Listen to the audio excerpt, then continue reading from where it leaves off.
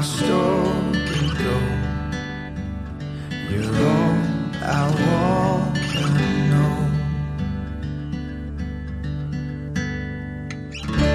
We're gonna be alright.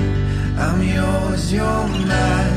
Our love is once in a lifetime. We're gonna be alright, even on the line, 'cause our love is once in a lifetime. Hi, and welcome to Twin Flames Between Worlds podcast. My name is Tabitha. And I'm Liesl. Hi, and welcome to our part 2 of our mid-season finale of A Court of Silver Flames by Sarah J. Maas. Woo! Yay! So, we just had the moms on talking about some very exciting content, and now we have our other very special guest, my padre, my dad, coming back yet again for Silver Flames. Yay! Hello, Dad. Hello. How you feeling? I am good. Okay, good. Good. Yeah, so this is going to be kind of a roller coaster. I'm not only talking to I think this is the first time I think I've ever talked to a guy about this book. And it being my dad is going to be a little bit of a... Right. I mean, we're getting the guy's perspective here, and that means we got to go through the guy perspective of all the sex scenes, too. Yeah, so, okay. But yes, what's your name again?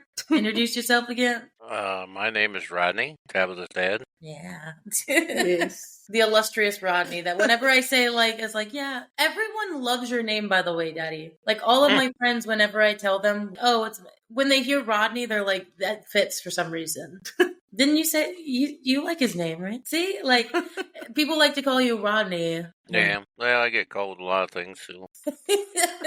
Like what? Oh, some of the guys at work will say, Hot Rod. What are you doing, Hot Rod? I'm all right. So, Yeah. I mean, it just, yeah. Nicknames, yeah. And I gotta go with it. And you know how some people, the older folks, they instead of Rodney, it's Rod, Yeah.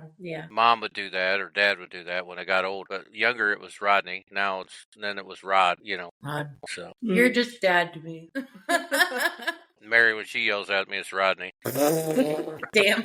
Mom's in the room hearing everything. Yeah. All right, so just to get us started, can we get what your overall reaction to this first part is? Because again, for our listeners, we end of chapter 37. So from the first part up to the end of chapter 37, what was your overall reaction? And did you have any favorite or least favorite parts? Oh yeah, the starting out, I think Nesta was spiraling downhill, so they had to, grab a hold of her and get her back to, I think, reality, Yeah. So after they did that, then, I think she balked a little bit and didn't want to do what, they wanted her to do, but she did. I mean, so you liked that or didn't like that? Well, they had to do something. I mean, either, because they never really did say how much money she was actually spending, She was probably spending quite a bit. I mean, I'm going to say a lot.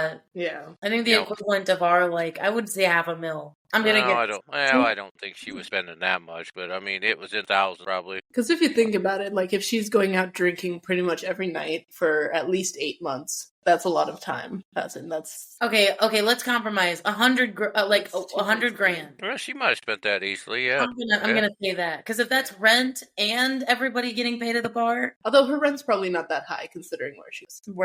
She was living in a dump. Yeah, but it's in Valaris. It might have been fucking 2,000. Well, yeah, it could have been. That's how it works. Right. That's like moving out to LA and trying to find a cheap finding this shitty place and it's 17 and I'm like, why? Why did yeah. But fave moments? Well, I don't know. There was different moments, I guess. I like when she tried to go down the steps and then, she tried, I don't know how many times. She got very far the last time, actually. Talk about that, Mm-hmm. She made it to, by the end of this section, the first part, she made it to 3,000. Mm-hmm. Yeah, but we talked about that, too. If she went 3,000 steps down, she had to go 3,000 coming back up, too. So 6,000. That's quite a few. Yeah. Yeah, it's too many. Definitely too many. My legs hurt just thinking about it. Did you have any least favorite moments? Well, I don't know if there was any least favorite moments. I don't know. Least favorite moments are kind of hard because it's when I think of a least favorite moment, I'm like, is it something that I didn't like in the text, actually written? Or it's a scene I didn't like because, I didn't. Sometimes I even get jumbled. Yeah. You just liked everything. Okay. It was okay. Yeah. I didn't dislike anything. No. Well, that's good because you usually have like some part like the beginning was boring or something. So it's wow, Dad didn't have a least favorite for this. I'm glad. Silver Flame stepping it up. It stepped it up Yeah. in many ways. So yeah, getting into it, what did you think of the transition from the last book? Because I think when I first read it, it was kind of so abrupt that I liked it because we already got, I think what was good about Frost and Starlight was that it was one of those transition books, but it was also like, we got what we needed to know before Silver Flame. So we got all of that shit. We knew she was drinking. We knew where she was going. We knew where she was living. We didn't need to get all that by the beginning of this. So we could just start it right off the bat and be like, okay, Cassian's at her door. You got to go up to the river house. Right. So did you like the abrupt start? Yeah. Because you're right. We knew all the other stuff. So we didn't need to know that. We didn't need to get the precursor. Right. Though I loved the prologue, the cauldron dip prologue.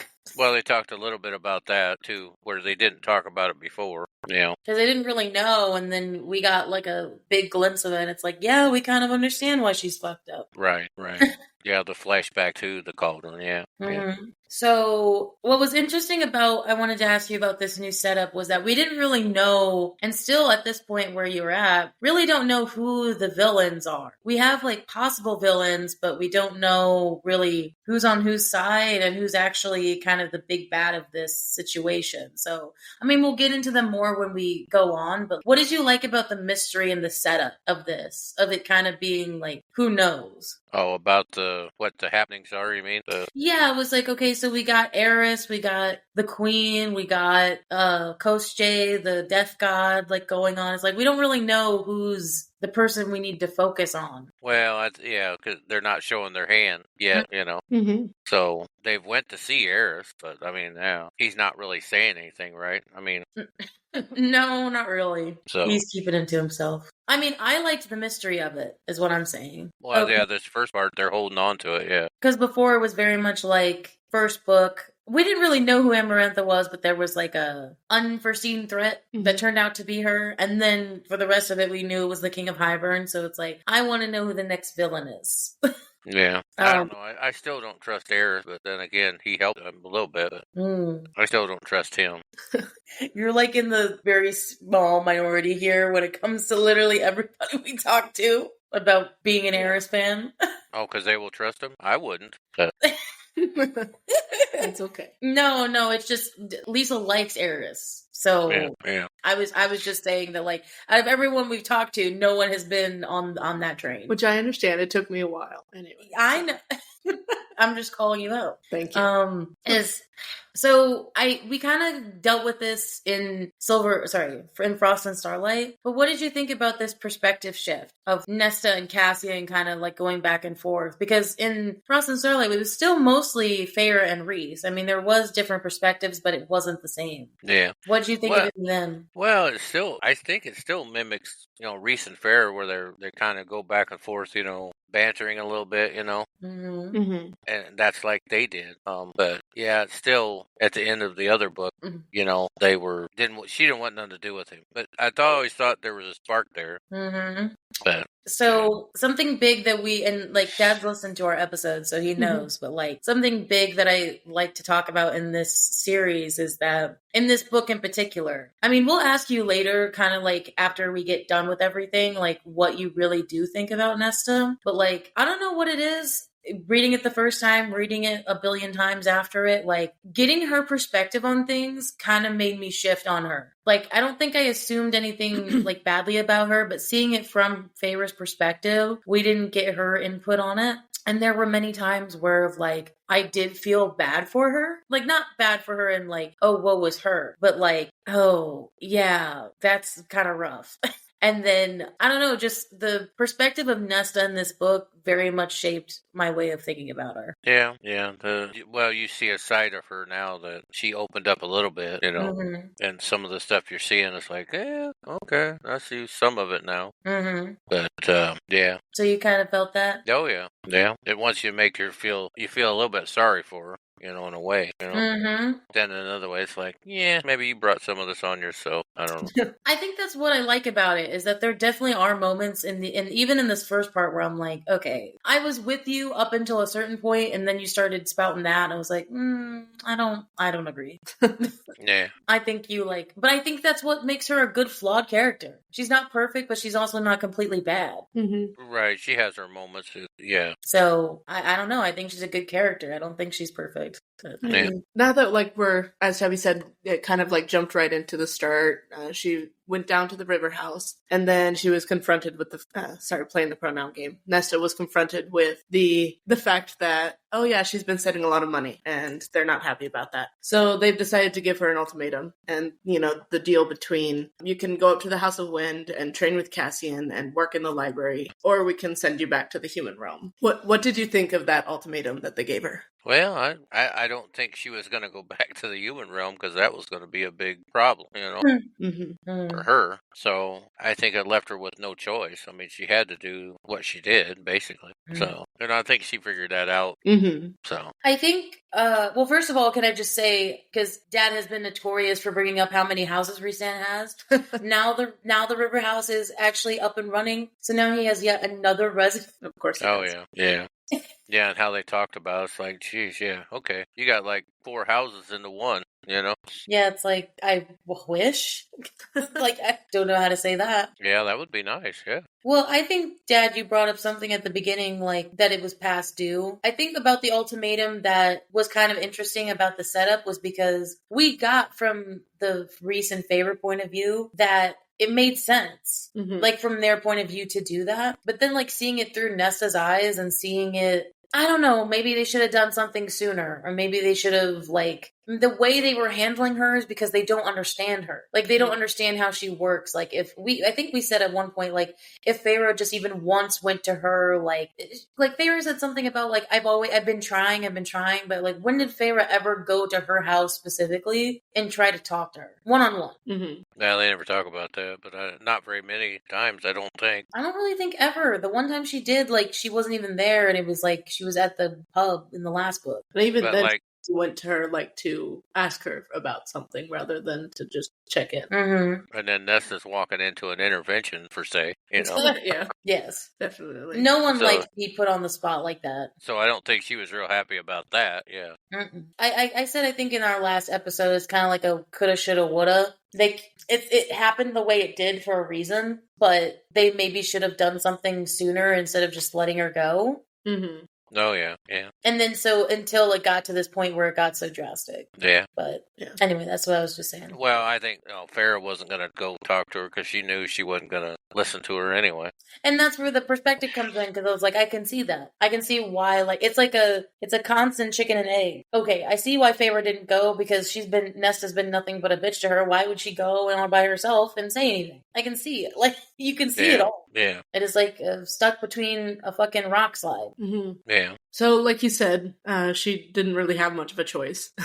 She wasn't going back to the human realm. So when she goes up there, and Cassian takes her to training in Windhaven, in the Illyrian camp, and she does not train. She says, I'm at training, but you can't make me actually do anything. And she basically, she sits on a rock, right? Yeah. Yeah, she sits on a rock in front of all the rest of the Illyrians and refuses to train with him, and kind of humiliates him in front of everyone. Right. And so, did you have any thoughts on the initial start to this training, how she just kept refusing to train? Yeah, it was funny at first, and then he was getting mad, and then everybody was watching, and I think that was the thing that she didn't want. She didn't want everybody watching. Of course, they thought she was a witch anyway, or whatever. Yeah, they wouldn't let her touch the plates. Right. So she was, yeah. So yeah, it was for him. It was bad. yeah, it was her being Nesta, though, That's true. Well, can I just say though, I didn't say this last time, but I was like, we literally, the reason like it's also politically bad, not just because he literally just got back from this long hiatus from the last book, whatever, 8 months, trying to restore the respect that he had beforehand, even though it was like little respect from the war. And she's just like fucking crumpling that. Mm-hmm. Yeah. But she's like, she's not thinking of that implication. She's just, this is one of her selfish moments where she's like thinking about herself. She's like, I'm sad. I'm bitter. I don't want to train. You can't make me do anything. Well, not thinking about the fact of, I mean, she does have like one of those moments of like, she saw the disappointment in his eyes. She tried to make herself get up, but then she just couldn't. And then he like looked at her like, how could you? Yeah. I mean, and even Moore went up there at one point and was just like, you don't deserve him. Yeah, what Moore said to Nesta kind of hit me hard. I was like, oh shit, I don't know if I think I'd cry if somebody said that. Right. Of like telling you don't deserve the guy that you're crushing on. Or not even that, it was just like, she basically Moore said that she deserved to like rot in the Hewn City. Yeah. One of the worst places, the place that she quote unquote escaped from, she's just saying this person would thrive and she's a terrible human being, and it's like, oh, okay. Damn. Like, okay, I get it more. You don't want her around Cassian. Okay. We get it. We get it. And then so she does the training in the morning and then she goes down to the library. Did you have any thoughts on like her getting a job basically and having that job to like be reshelving books down in the library? Yeah, I thought that was, added to her training. Yeah, she was supposed to go in the library and work, so I thought that was kind of funny. But she seems to do all right with it, so. Mm-hmm. I think it was like the safe haven versus the hardness of training. Well, yeah, I mean. But she's still working. True. Basically, after working out, a cool down, work on her job. Teach her a little bit of responsibility. Maybe, like, even though she's not, like, getting paid while she's in the House of Wind, it's kind of, like, making her work off her debt. Yeah, she's not getting paid, but she's working it out. Well, hell, she's never had to do anything in her whole life of what we, as readers, would, because she never had anything that I know of. She didn't have any, like, physical responsibilities. They were, like, all just political responsibilities, which is, like, there's a different weight to that, like, that she talks about.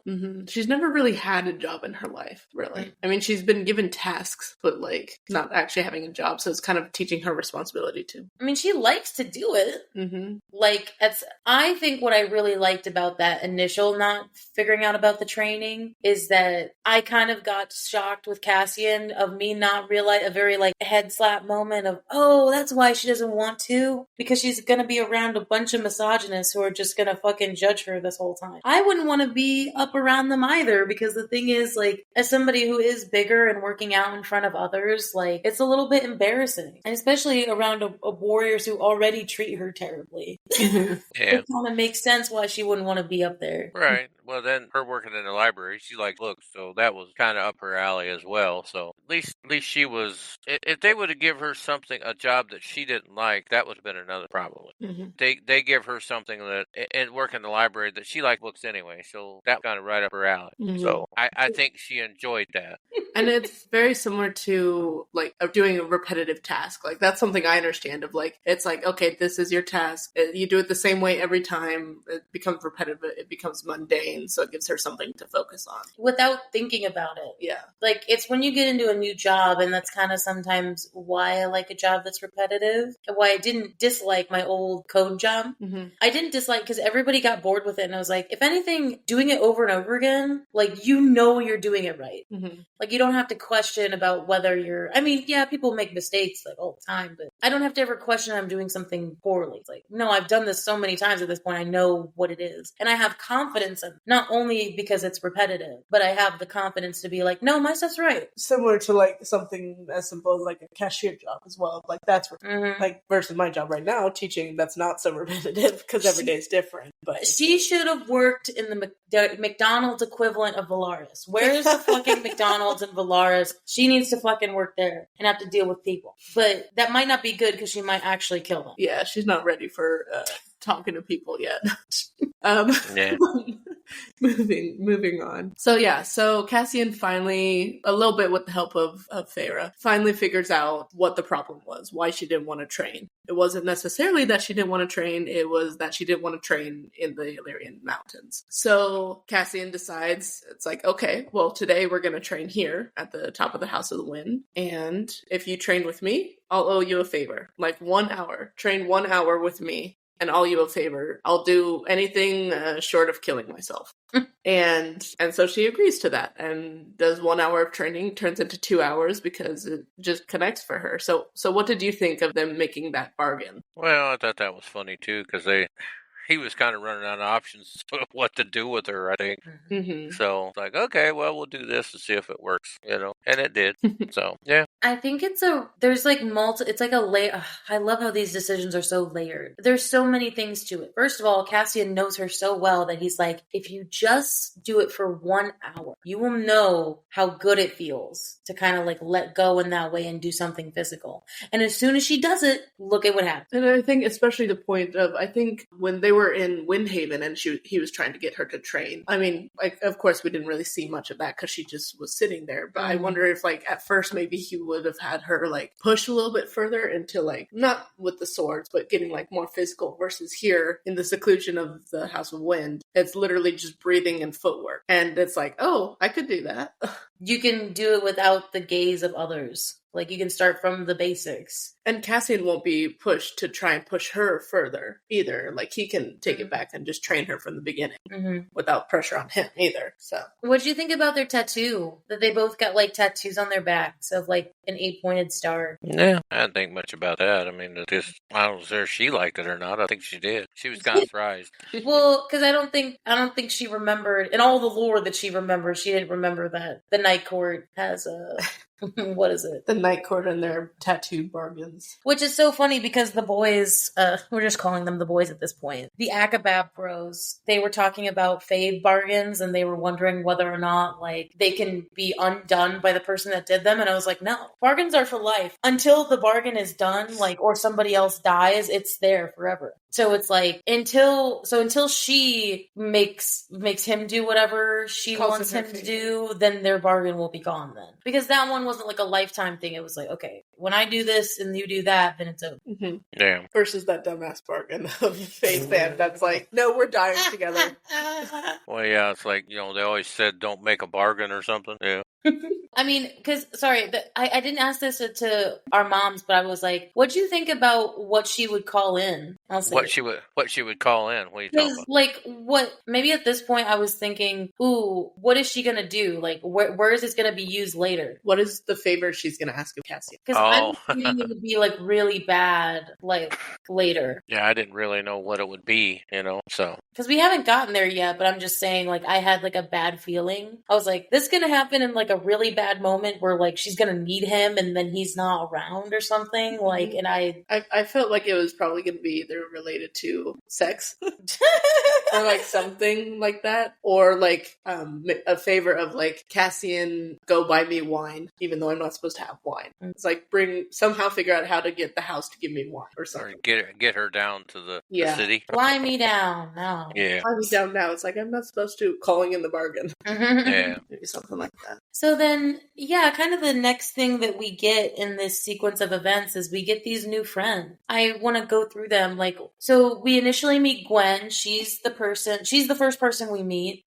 She's the priestess in the library from Saint-Gervais. The one out of 2 people who survived that whole encounter, which is very recent because we know about it. 3 years ago. Yeah. What did you initially think of Gwen, and what do you think of her? Well, they didn't talk too much about her at first, but yeah, she'd been through quite a bit, so. And then she was pretty shy, meek. Yeah. I think at first with Nesta, she was very, like... Well, she did talk to her, though, yeah. Which, that's very unlike others. Nesta scares a lot of people. Mm-hmm. Well, yeah, and they knew who she was, so, yeah. And she's not scared of her. Yeah, well, that's true, too. But so she just come off to me as shy, though, But she still talked to her, but yeah. Mm-hmm. A shy library girl. Yeah. Who sings? Who sings? What did you think about Meryl? The old priestess librarian who's like hella bitchy. Oh, yeah. Well, that rings right into, who runs the library. Of course, she don't run the library, but yeah. Yeah, it's Clotho, but Clotho kind of just lets her run ragged, and I'm like, why? Yeah. If she's so mean to the priestesses and they're so scared of her, why? If it's scary, if scared out of respect thing, that's different. But if they're like actually physically scared of her, that's another thing that Clotho is just either ignoring, which I don't think she would ignore, or like she doesn't know about. Which I also find it hard to believe that she doesn't know about it. So I think Gwen's scared of her more out of like I don't think actually physically. Yeah. She is terrifying. She's angry and a know-it-all and bosses me around, but like she's also incredibly smart. She just made me think of all those like old ass librarians who would shush you if you like even talked a little bit. Right. Yeah. That's what I was saying. Yeah. Yeah. Because Gwen's the first one to sign up for training, you know? Yeah, I did kind of feel bad about Nesta. She wanted to do good, and nobody was signing up, so... Man. Do you get why, though? Like, they were scared because they all had problems with men. Like, they're... Assumingly, all these women have dealt with something where it's either been sexual assault, like just pure assault from a man, or just... Yeah, well, I can see that. I mean, that they didn't want to do it, yeah. Because... Maybe not wanting not to train, but like Cassian could be a very intimidating man. He looks like very much that frat bro, I don't give a fuck about women vibe. Like he looks like it. But then you spend like a couple minutes with him and it's like, no, he's the most down to earth, kindest, loyalist person. Right. Shut up. But they seen that later on, I think, too. They do. Yeah. And massive. Is that what you wanted me to say? No, that's what I was trying not to say. You clearly wanted to say it. Okay. Why is it like I'm talking to my dad about my boyfriend? Because like, even though Cassian's not my boyfriend, there's like part of me that's like, wait, no, he is he's my book boyfriend. And so it's like, I'm talking to my dad about, this is the closest thing you're going to get, Dad, to me talking to you about a boyfriend of mine. So for now. So then we get Emery. We met her in the last book. Very much I remember you from our last episode of that season, thought that her and Nesta were going to be good friends, and very much kind of foreshadowed that in that regard. She's the Illyrian female who got clipped. Right. That she goes to see a couple times, and then she eventually does join training as well. Right. What did you think about Emery? Well, I thought that, she needed a friend to talk to, and, Nesta was there, too. She needed somebody to talk to. She was isolated up there. Right. Because if we remember her, we got more about Emery's backstory than I think we got about really more than so of the others. Mm-hmm. Emery got her clipped wings in a very botched way. Her dad did it himself, and she was trying to escape him, but then clipped more than maybe he was supposed to. Right. Her family is trying to pull the rug out from under her and try to get to her shop, which is also her house because she lives there. Right. What do you think about all that? What do you think about this idea that a woman running the shop is a no-no and them trying to take it from her? Well, yeah, that's not going. It's not right. But then Nesta helps her out a little bit when that one guy was in there, Really? So the drunk cousin. Yeah. Here's a big question, kind of also for the room. What do you think about how she is with them? Because I think this is the first time we've ever seen Nesta be kind to other people, like to strangers. Like, she's immediately nice with these women, and she can be a little... I don't even think she's mean, really, at all to them. She might be a little strict when she's like, oh, I didn't know you were such a coward. But she doesn't say it in a mean way. She's very much saying it in a probing way of like, I thought you were stronger. Yeah. Yeah, that's another side you start seeing with her that we didn't see before. Yeah. That she can actually be kind, you mean? Yeah. I mean, even Reese gets thrown off. He's like... Just about in general, but like also Cassian's like, I don't think you've ever said that you had a friend. I don't think any of the sisters have had any really true friends except for Elaine. Elaine's the only one who had actual friends in the human realm, and then whatever. But even then, we didn't really know them. But she was the one who actually talked to other people. That's true, and she went out all. Oh, geez. She went to all the parties and went shopping with her friends and had tea with her friends. Mm-hmm. Which I guess, even though we don't like her, technically she did have more to lose. Because she actually had bonds in the human realm as they didn't. Feyre and Nesta did not. They wanted to just get the fuck out of there. Yeah. So in a way, Elaine had more to lose. Well, she could have just stayed down there. Could have saved us all this trouble. She wants to be down there anyway. Yeah. Yeah, but they don't want her down. Well, they don't. True. So what do you think of, so this is kind of where, I mean, again, we're going to get into the actual plot. We had to set it up like this a little bit, Dad, because like it kind of jumps all everywhere. So like we'll actually get to the plot, but what did you think of Eris so far? Because obviously we get what his plot is, but like, what do you think of him? This is your time to tell us what you think of him. Well, I just don't trust him. There's stuff going on that he's not telling everybody. I think. Maybe I'm wrong. I don't know. So you think there's more he's not saying that he hasn't already said? Oh, yeah. I can see that. I feel like he feels like he has to be empowered to know something to use as leverage. Mm-hmm. I can see that. I would not trust him. I'll tell you that. I've said that before, but I don't know. It just seems like he's holding back something. I don't know what it is. I think what he possibly could be holding back, though, is his goodness. I don't want to say goodness. That sounds like he's like so great. His morality. Yeah, like from what happened to Moore, I feel like he's holding that back hella. Like he's not explaining at all what that actually happened. And then on top of that, his true intentions with wanting to overthrow his father. I feel like there's something else there that they don't know. I mean, obviously, what the subtle but not subtle, the Baron is beating his wife thing is really evident. Like, also, I think Baron, beating his sons too. Oh yeah, the blatant abuse. Yeah. So, do you think you could trust him, or like, what would he have to do for you to trust him? I don't know. He'd have to be more open, I guess, about what things are going on. I guess. I just don't think he's opening up, though. He's holding something back. I don't know what it is. I just wondered. Yeah. And then kind of the last new friend of this is the house. The House of Wind is actually sentient. We've never seen that before. We've been up in this house in ACOSF, but this was never a thing. And to be fair, if we're thinking it is her powers that are kind of contributing to this, technically she was living there after she was turned after ACOSF. It might be because her powers are actually starting to manifest versus before they weren't. Mm-hmm. But like, what do you think of the house? What do you think of the house kind of like, obviously the cute romance novels and all that, but what do you think about this house being sentient? I thought that was pretty cool. I mean, it wouldn't bring you food if it was mad. You were mad or whatever. Mm-hmm. Didn't she get kind of mad and it didn't do? And then all of a sudden it starts bringing her books and food, and it brought her food at work too, didn't it? Or down in the library? Which something? I threw a curveball at Jenny with that one because she's like I said, why does it work under the mountain? I'm like, if it's the house that is sentient, why does it work down there? I don't know. That's like, I didn't think it was. Yeah, it's on the same mountain, but that's like the house is up here. This is not.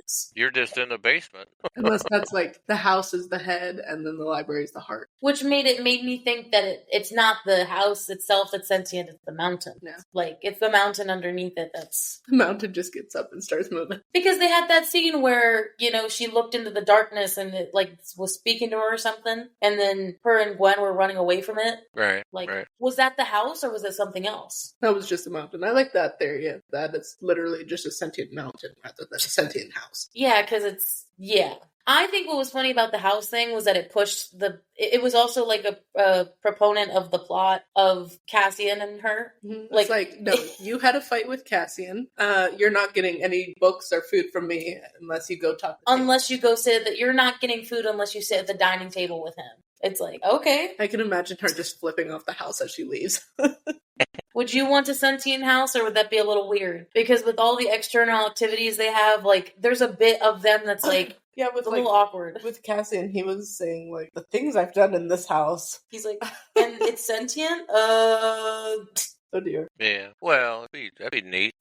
Bit new. I need a sandwich. Go make you a sandwich. Just appears out of nowhere. Yeah. Why do you think? I think my question is, why do you think it is sentient? Do you think it's her powers? Do you think it's just because she's living there, or do you think it's something else? Well, if it is sentient, it's been that before she's even been there. So. But then why is it awake all of a sudden? Because nobody else did that. But Maybe no one else noticed that.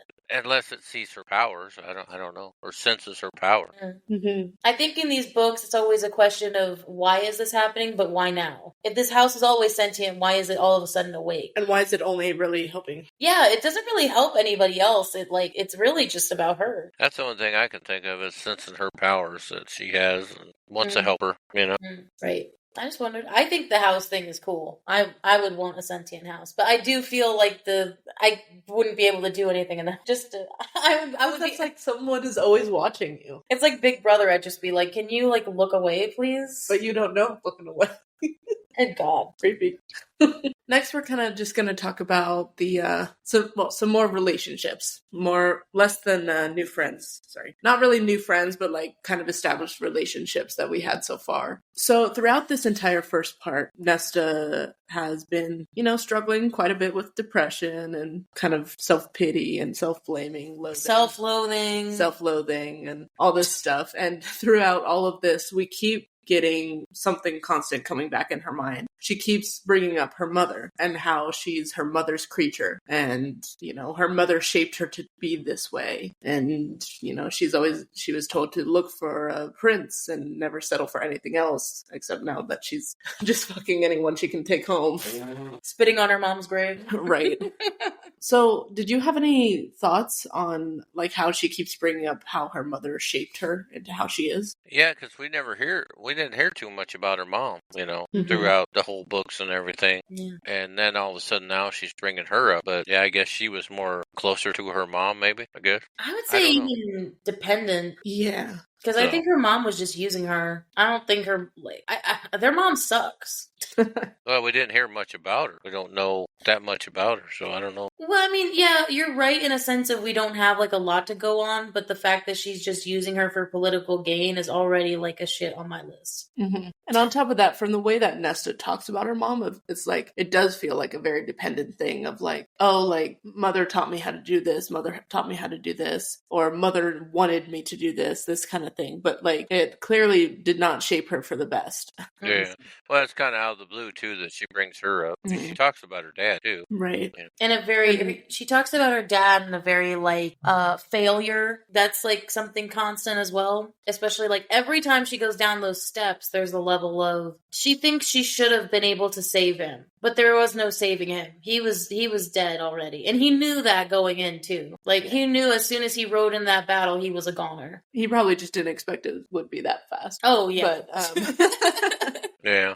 Well, she talks about that too. I think she that's still flashed back in her mind that she's seen all that happen. So that's another thing. And then among all of these references back to her mother, we also hear just a tiny little tidbit about her grandmother, and how her grandmama would like hit the backs of her hands with like a ruler or like with a stick. Mm-hmm. So it's like we talked about in our episode, like was probably maybe the mother also did that, or like the grandmother would discipline her physically while the mother would discipline her like psychologically. Mm-hmm. Yeah, maybe. Yeah. So I think what's also interesting about mom and dad's generation is that like when they were young, that was something that did happen. Mm-hmm. Right? Like you guys got hit with rulers, didn't you? Oh, we got hit with just about everything, I think, probably. What was ever close? See, it's like that's where the generation gap is, because like nowadays that's not okay. Right. Well, Hit kids with the back of rulers and whatever, and like that's like physical abuse technically. And I'm not saying like you should hit your kids with rulers, like to discipline them, like because they're dancing wrong. Like, but I think there's like a generational gap there where like that's not as taboo to you. Oh my God, her grandma was hitting her. Like y'all had to deal with that all the time. So like there's a little bit of less taboo there versus like anybody young reading these, they're like, oh my God. Yeah. What? Young kids never had the backs of their hands slapped? I was like, dude, they used to do that in schools. Not even people that were like their parents. Like no, but discipliners. The old nuns, the old teachers, like they would do that shit all the time. Mm-hmm. Yeah. So it's like there's just a little bit of a gen gap with that one. A little bit. Of like, but I think the psychological thing, y'all guys didn't realize. I think there were so many things in y'all's generation about, I don't know, like the psychological mental damage that you guys just don't realize. Because that, with Nesta, was so wild because, I mean, she was told her only worth was not at all about her personality. Her worth was literally just in her loins and finding a man. Mm-hmm. Like, that's not good. Like, her personality is not worth it. And so, like, that's why she's just such a bitch to everybody. Like, well, my personality is in the garbage. I guess I'm hot and I guess I got a good body. I guess I'll use that. I mean, I think also her personality was just like her mother's. I think like, oh, that's your personality, so I guess I have. Because she also brings up about her, what is it? The mother's creature thing, but the fact that she said that she was the wolf that protected Elaine, and that's all she was good for.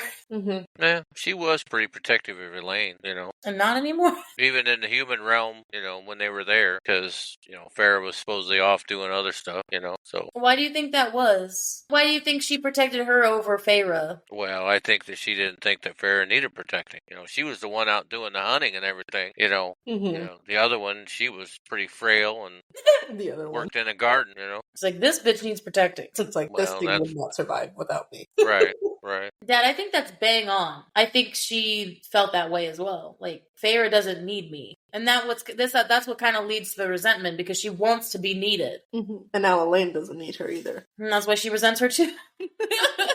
Yeah, but I don't know. She didn't do anything. Well, she did a little bit, but not much, Elaine? So, yeah, when Nesta, she, back when they were in the human realm, what did she do? She didn't do much, other than maybe protect Elaine. That's it. Yeah. So, but yeah, now that she sees that neither one of them need her. That's what leads where the spiral is, because she's like, what's my purpose now? Like, her mom's words are just etched into her, like, her purpose is gone. And then she had a purpose during the war, and then she failed at that, and then now she just doesn't have another purpose. And you're right, Dad. Her trying to be good and the priestesses thing was her making her own purpose. She's like, I want to do this because I want to achieve something. Right.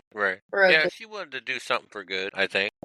But anyway, that was important. Yeah. And yeah, so then like the next relationship we wanted to bring up was between Nesta and Rhysand. So, throughout this little beginning here, clearly, well, even throughout the other books, like Rhys has not had a strong opinion of Nesta, and we have experienced that through his side of things. Now that we're in Nesta's point of view, she does not have she has a strong opinion of him. It's that he's an asshole. Rhys is an asshole. And so I was wondering if you had any thoughts on like how, now that we're in Nesta's point of view and we're seeing Rhys different from how Feyre sees him, if you had any thoughts about that. Yeah, I don't know why Nesta has a bad opinion about him. I don't know. That's kind of weird. You don't see it? Yeah, I don't see why that she has. Interesting. I think that or why she dislikes him. I don't know. Maybe she sees that he's behind, her giving her that task, her ultimatum. Maybe she thinks he's behind that, not fair. I don't know. Well, to be fair, he was. Yeah. He was the one of like, all right, I've had this plan in place for months now. We're doing this. I think, Dad, she says that she doesn't hate him. She says that he and Cassian are two of the most loyal, kindest people she's ever met. Like, she monologues about that. But Rhys isn't arrogant. She doesn't like it's like the classic sister-in-law of like, he is good and he's good for my sister. I just don't like him. There's not really a reason, like, except for the fact that she just doesn't like him personally. And it's like, part of that is valid. It's but she don't realize that all the money she's been spending ain't been hers, it's been theirs. So. No, and I that's where the split perspective thing comes in, because like, I do get that. I get why he doesn't like her. It 100% makes sense. But he's also not trying to get to know her. Which, okay, no one has to, like, get to know each other. They don't have to. But, like, he's also not making it easy. He's not hiding his dislike for her. I think the problem with him is that he doesn't want to try, but he also doesn't know her. He's just, and again, valid that he has had these assumptions of her because of how she's acted, but he isn't on the ground with Cassian seeing how she is with others. He has never really seen her good side. And she's also changed a lot in the past couple books. And so he's not on the ground seeing that. So he's kind of like the person coming in every now and then, especially in this first part, and just being like, thinking that she hasn't changed at all. Right. So, not giving her a chance to change, I think, is the thing there. Because I get why he wants to be protective, and I get why he doesn't like her, but also the whole point of them doing this was so that she could get better, but it's like part of him doesn't want to change that perspective on her. Or think that she could get better. So I will say that there are points where, like, even I can dislike what Rhys does in these scenes. He's reverting back to her of old, and she's changed quite a bit, and, the few times that they've seen her, and they don't see that. Well, I think the dickish part where he comes in and where, like, she's actually being, she is being nice to Gwen and Emery, and he threatens her. He says, like, you better treat Gwen and Emery with, like, kindness and respect. It's like they came here because she invited them. Like, Right. this is not their first time interacting. Like, but why are you being like this? You better not hurt this priestess that was down in the library. Like, well, this priestess is now up in the top of the House of Wind thanks to Nesta. Because of her, yeah. So well, if they would have been around, they would have seen that, but they haven't been around, so that's why. Yeah. And that's the perspective thing, and I think that's what makes this book very interesting. Yeah. Mm-hmm. And that's what you can kind of see why Nesta will dislike him in a moment. But she doesn't hate him overall. And I don't think Rhys hates her overall. Yeah. I think there's just a general distaste. Yeah. But also, she's not in love with Rhys-Anne. So I don't really care. Like, they don't need to like each other like that. Yeah, that's true. They just need to be civil. Yeah. And then another, like, relationship, not necessarily, like, a huge thing right now, but, like, something that we wanted to bring up is the kind of budding friendship between Nesta and Asriel. And I personally like this friendship, similar to how I think Cassian and Feyre are, like, the best friends. And then we've got Asriel and Nesta. They complement each other, kind of being quiet, but also like just being very blunt and forward with each other rather than they're not like dancing around the book. So like, I don't know. Did you like notice anything about their interactions? Oh yeah. It seemed like it, well, kind of when you're, I don't want to say, if you were dating somebody and that's his best bud, Mm-hmm. Yeah. So you got to kind of, she's not going to shy away from him. Yeah. Also, Asriel pretending to be a chaperone. He's trying to be a chaperone, but really failing at it. You tried so hard with that one. Yeah. So. Well, they're doing stuff in the house while he's there. Like, that's where he lives. And the fact that he just, I mean, we're gonna get there, but like, the fact that he just walks, like, he cock blocks as he's like walking into dinner and then just sits at the table. Yeah. It's like, maybe I haven't been in a relationship where like my boyfriend actually had friends. So it's really sad. That's really sad to say. But I've never... All of my exes didn't have friends. I know, but I'm only thinking of the one. Yeah, I know, and he didn't have any fucking friends. So, like, I don't get this dynamic, but I love it. They, like, continuously bring up that even Feyre was a little bit intimidated by Asriel, and that Nesta gives him the same look that she gives everybody. And he likes that about her. It's like, she just treats him like, literally like Cassian's best friend, or Cassian's brother. Like, rather than Asriel, Shadow Singer, Spy Master, Torturer of the Night Court. No, he's just Asriel, Cassian's brother. Mm-hmm. And technically their housemate now. Their chaperone. Mm-hmm. Yeah, but if you look back on how she met, Feyre met the boys versus Nesta meeting the boys, it was totally different, Mm-hmm. So. Definitely. Met them at Tyburn. Right. Yeah. First time she saw Asriel, well, not the first time, but... Oh, no, shit. When they met, it was that tense fucking dinner scene. The dinner. Sorry. Yeah. It's like, whoops. I know. Nesta was more focused on facing off with Cassian. But she was also very queenly lady of the house. She's just like, you guys are in my fucking house. I don't care if you're Faye or not. Like, she was sitting at the head of the table. Yeah. Mm-hmm. So he probably saw that. Mm-hmm. Anyway, so I'm a fan of this friendship, and I am too. Want to see more of it. Mm-hmm. And then, like, this last part of this section is, we kind of brought it up a little bit. You brought it up of Nesta kind of protecting Elaine and choosing to be with Elaine, that kind of thing. So, like, overall, the relationship between Feyre, Elaine, and Nesta, like, between the three sisters, has kind of gone to shit so far. I mean, it's already been going downhill. It's already been downhill this entire book series. Pretty much. But now, before it was Elaine and Nesta versus Feyre, kind of, and then now it's Nesta versus Feyre and Elaine. So what do you think of this ever-changing dynamic between the three of them? Yeah, as you put it, yeah, I think their friendship or sistership or whatever is kind of shit. Mm-hmm. But yeah, it's, they're all three strong-willed women now, so they want to just kind of do things on their own. You think Elaine's strong-willed? Well, Stubborn.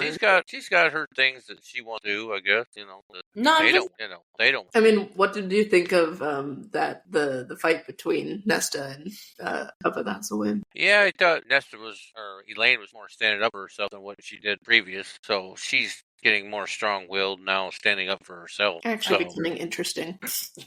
Yikes. So, yeah, for her to stand up for herself like that, Nesta's like, whoa, where did that, But then immediately made her cry. Yeah. I mean, they're all kind of stepping back away from each other. Who could have thought that their relationship would have been worse than the beginning? Because we thought they were terrible from the beginning. Yeah. As siblings. Well, yeah, they were sisters, but, nobody was going to fuck with one of the sisters because they were all going to be on you. You know what I mean? Now, I think it may be still there, but... They're blood, but they're not sisters. So... I think that's what the theme of this series is that, yeah, they're blood and they'll always protect each other in that way and have that mutual respect, but they don't know each other. They don't necessarily even like each other. They don't know one another to even like one another.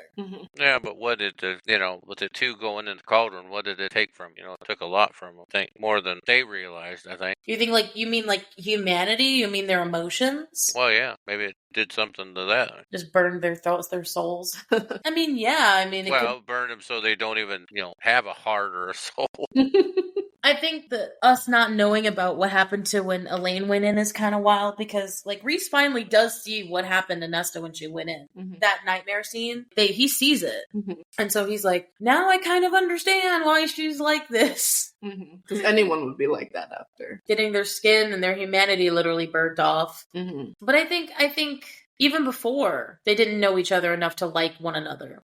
It's like you can be siblings with somebody, but not actually sisters. There's a definition change there. You can have family, but not really know them and or like them in that sense. Liking them as, casually cool, but liking them as in knowing them, knowing their personalities, knowing what they like. None of them know that really about each other. So what's to like? Yeah. When they don't know it. And then Elaine, I think your perspective, Elaine, is interesting because I get she's standing up for herself, and that's part of me likes that, but especially during this read, I don't know why I didn't like that. I don't think that she needs to be meek and needs to stay where she is. That's not what I'm saying at all, but I don't know. It feels like a contradiction, though, because it's not like a smooth transition of she's slowly starting to stand up for herself, but she's all of a sudden, being, super bold about it. And then, with the fight, when she starts crying, all of a sudden it's oh, now you're just going to go cry for attention because they already don't like Nessa and you're playing off that. Yeah, I didn't like her just crying like that. She's well, and I thought maybe Nesta was, I don't know, maybe a little jealous that she was living there, but she had the opportunity to live in a big house too. That's true. Oh, no, for sure. They're well, but she wasn't gonna live there though. But... she would hate it there. Well, yeah, that's one of the moments where the Nesta thing contradicts itself, and I'm she's well, why is my portrait not in here, and why is my mom's portrait not in here? It's because you don't. When have you shown any indication that you want to be part of? You literally say all the time, and in last book, that you don't want to be a part of this family. And also, why would your mothers be there? Since Feyre didn't really know her at all, so why are you acting like this? This is literally what you've been wanting to happen. Yeah. So whatever. Also, if she lived there, then maybe Feyre would paint a picture of the mother for her. But I don't even think she remembers what her mom looks like. I don't know. It must have been that young. Unless Nessa really wanted a picture, in which case show the images. That's true. I forgot they can do that. Yeah. So I had a side note before I went on. So do you think Elaine is getting better? Are you liking her more? Or are you liking her less? I think it's just kind of even, I think. I don't know. I don't like her any less or any more. It's just kind of stayed the same, Can she just stop talking about the fucking guy in the human realm already? She needs to get over that. I think she still is going to try something stupid to get back to the human. It's well, why don't she take the ultimatum and just go back to the human realm? Well, he didn't want her, and then they found out she was Fae. That's true. He definitely don't want her now. Did that not annoy you? Because that annoyed me, for sure. Yeah, she keeps bringing him up. It's yeah, I think that ship is sailed. Go on. Even if she went back or found some way to be human, he doesn't want her. He's already rejected her. Right. He's probably already moved on. He's probably already married again. Or engaged again. Whatever. I need some more of this before we... You need some liquid courage. My rum's almost gone. Oh, I always said your rum's right there. I'm not gonna drink the rum straight, though. All right, Daddy. The moment we've been prepping for this whole time, the progression of their romance. From the tippy top. I hate you. Just the tip. So, from the top, it's very slow to start out. Like, I don't think it's until chapter 17, I think, if I'm remembering that correct, they have the first kiss. I mean, they've already kissed once, but I think when you're fucking dying on a battlefield, I don't think that's really a first kiss. It is, but it isn't. That's like, if we're dying, then, like, we're gonna kiss now. Mm-hmm. Versus, like, that doesn't count real. So, because Dad listened to our episodes as well, so now he can finally have his input on what we were talking about. You could say it on camera, because I know what he said to me off camera. What did you think about, from the top, kind of just how they were talking about the sex? Like, how they were talking about masturbating, how they were talking about just, like, what their nocturnal activities are, like, how descriptive that was, I think. Well, yeah, she was pretty descriptive in that sense of writing, yeah. Mm-hmm. Yeah. And you listen to the graphic audio. Yeah, which was funny all the time. Natalie and John did a good job. Oh, yeah, the sights, the sound. It was hard talking to them, but it wouldn't have been as hard if we had to talk to them later. Talking to them at the beginning was good. That was a good on our part. Okay, so you need to tell the audience what you thought about our episode when you listened back to it. Oh, to what you were talking about? Yeah, yeah, it's like, okay, it's interesting. So nothing more than that? Oh, I don't know. It was about not too much to say about that. So then what did you think about the first wall scene where, like, they're, like, in the stairwell and she's touching him through his pants? Yeah. Well, it starts out slow and then, yeah, definitely picks up after that, I guess. Yeah. Very rapid. Yeah. Mom requested me to specifically ask you about this. What did you think about him coming in his pants early, from a dude's perspective? Well, I guess that probably meant he really likes her a lot, I guess. See, okay, you can blame Mom for this, okay? Like, because I didn't know that was a bad thing. I thought that was a good thing. But they were saying that the women... Well, it's a bad thing for her. It's a good thing for you, yeah. Well, because like, they weren't actually going to have sex there. So I was like, why is that bad? I thought it was like a compliment. Mm-hmm. Am I thinking about it in a very guy way? Or well, I guess it's probably a compliment that she was hot enough to make him do that, yeah. Right? Okay. So I guess that would be, yeah. But is that bad normally? Well, yeah, they'd always say the cap going off for the gun, you know? So, right. Yeah. Okay. So, yeah, that would probably be bad for her, yeah. Mm-hmm. Good for him. So that was like the very first descriptive scene. Were you kind of thrown off about how descriptive it was, or were you living for it? Well, yeah, it was like more, I guess, descriptive than I thought it was going to be, you know? Mm-hmm. But yeah. What did you think about that jump? Because it feels like there was a very big jump from all the previous books to this one. Yeah. Because even when Reese and Farrah had their little scene or whatever, it wasn't, I don't think, as descriptive as that. I think it's also a testament to their relationship. I think SJM even wrote, like, I think she said in an interview, she's just like, I had to make it descriptive like that because of Cassie and Nesta's romance. Like, they're just like that. Well, it's been going on for a while. Mm-hmm. They, believe it or not, I think Nesta, if you would ask her, she wouldn't say no, but yeah, she liked him from a long time ago, I think. I think I honestly agree with John Vertullo when we talked to, also Dad loved his episode, by the way. Right, Dad? Yeah, I would actually like to talk to him. We'll make it happen, okay? I believe that Nesta liked him first, before he did. Oh yeah, she wouldn't say that. Yeah. Because John was saying that that he played it off as if Castian, what did he say? It was like put off by her? Mm-hmm. Put off by her at and first? Was like on guard. Yeah. He said, personally, I find her off-putting, is what he said about Cassian. Yeah. That's how he played it. So I agree with you completely. I think he liked her, yeah, but she'd never admit it. No. She still doesn't. So all this was stemming back from a long time ago, and then it all come to a head, you know. And they're alone. Training together. Yeah. In the house together all the time. Eating together. That would happen. And she sees him with his shirt off and all this stuff and that stuff. Yeah. Constantly. But dude, he's like 6'4" and he's got like abs upon abs. And then I just love his commentary. He's just like, she's like, I mean, how many abs do you have? And he's like, well, I got more. You just can't see them. Yeah. I just love how arrogant he is. But he's not arrogant. He's playful. I will say, I did appreciate that Azrael had that moment as well. Of like, well, we are pretty fit. It's like, yeah. It's like, we're all pretty muscled here. We are Illyrians after all. It's like one of the few times Azrael will say he's Illyrian. Mm-hmm. It's like, we're muscled. Yeah. So I think it was going on from a long time. Mm-hmm. Yeah. So then what did you think about this foreplay before, because like it kind of goes back and forth before like the sex scene at the end. So initially it happens in the hallway, and then he's like, it happened with the sword.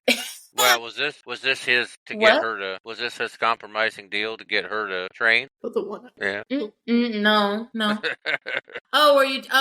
You making a joke? Oh. Yeah. Oh, okay. Sorry. I was like, no, it's just a tit for tat. He's like, oh, okay. I didn't please her, so I gotta sneak into her. Not sneak in, but like, I gotta go into her room, and guess what? I'm meeting her out now. Yeah. Is that like, I mean, I think that's just a Cassian thing, but since we asked the moms, I feel like we need to ask if that's like a thing for guys to be like, oh, she didn't get off, I have to return the favor. Like, I don't know. Yeah, probably, yeah. Is it a very commonality thing in everyday life that it's like the guy is usually the one who does, but not the girl? Oh, probably. I don't know what the percentage would be, but yeah. Dad's just like, never had to deal with that, so I don't know about everyone else. No. I would say I don't know what percentage yet.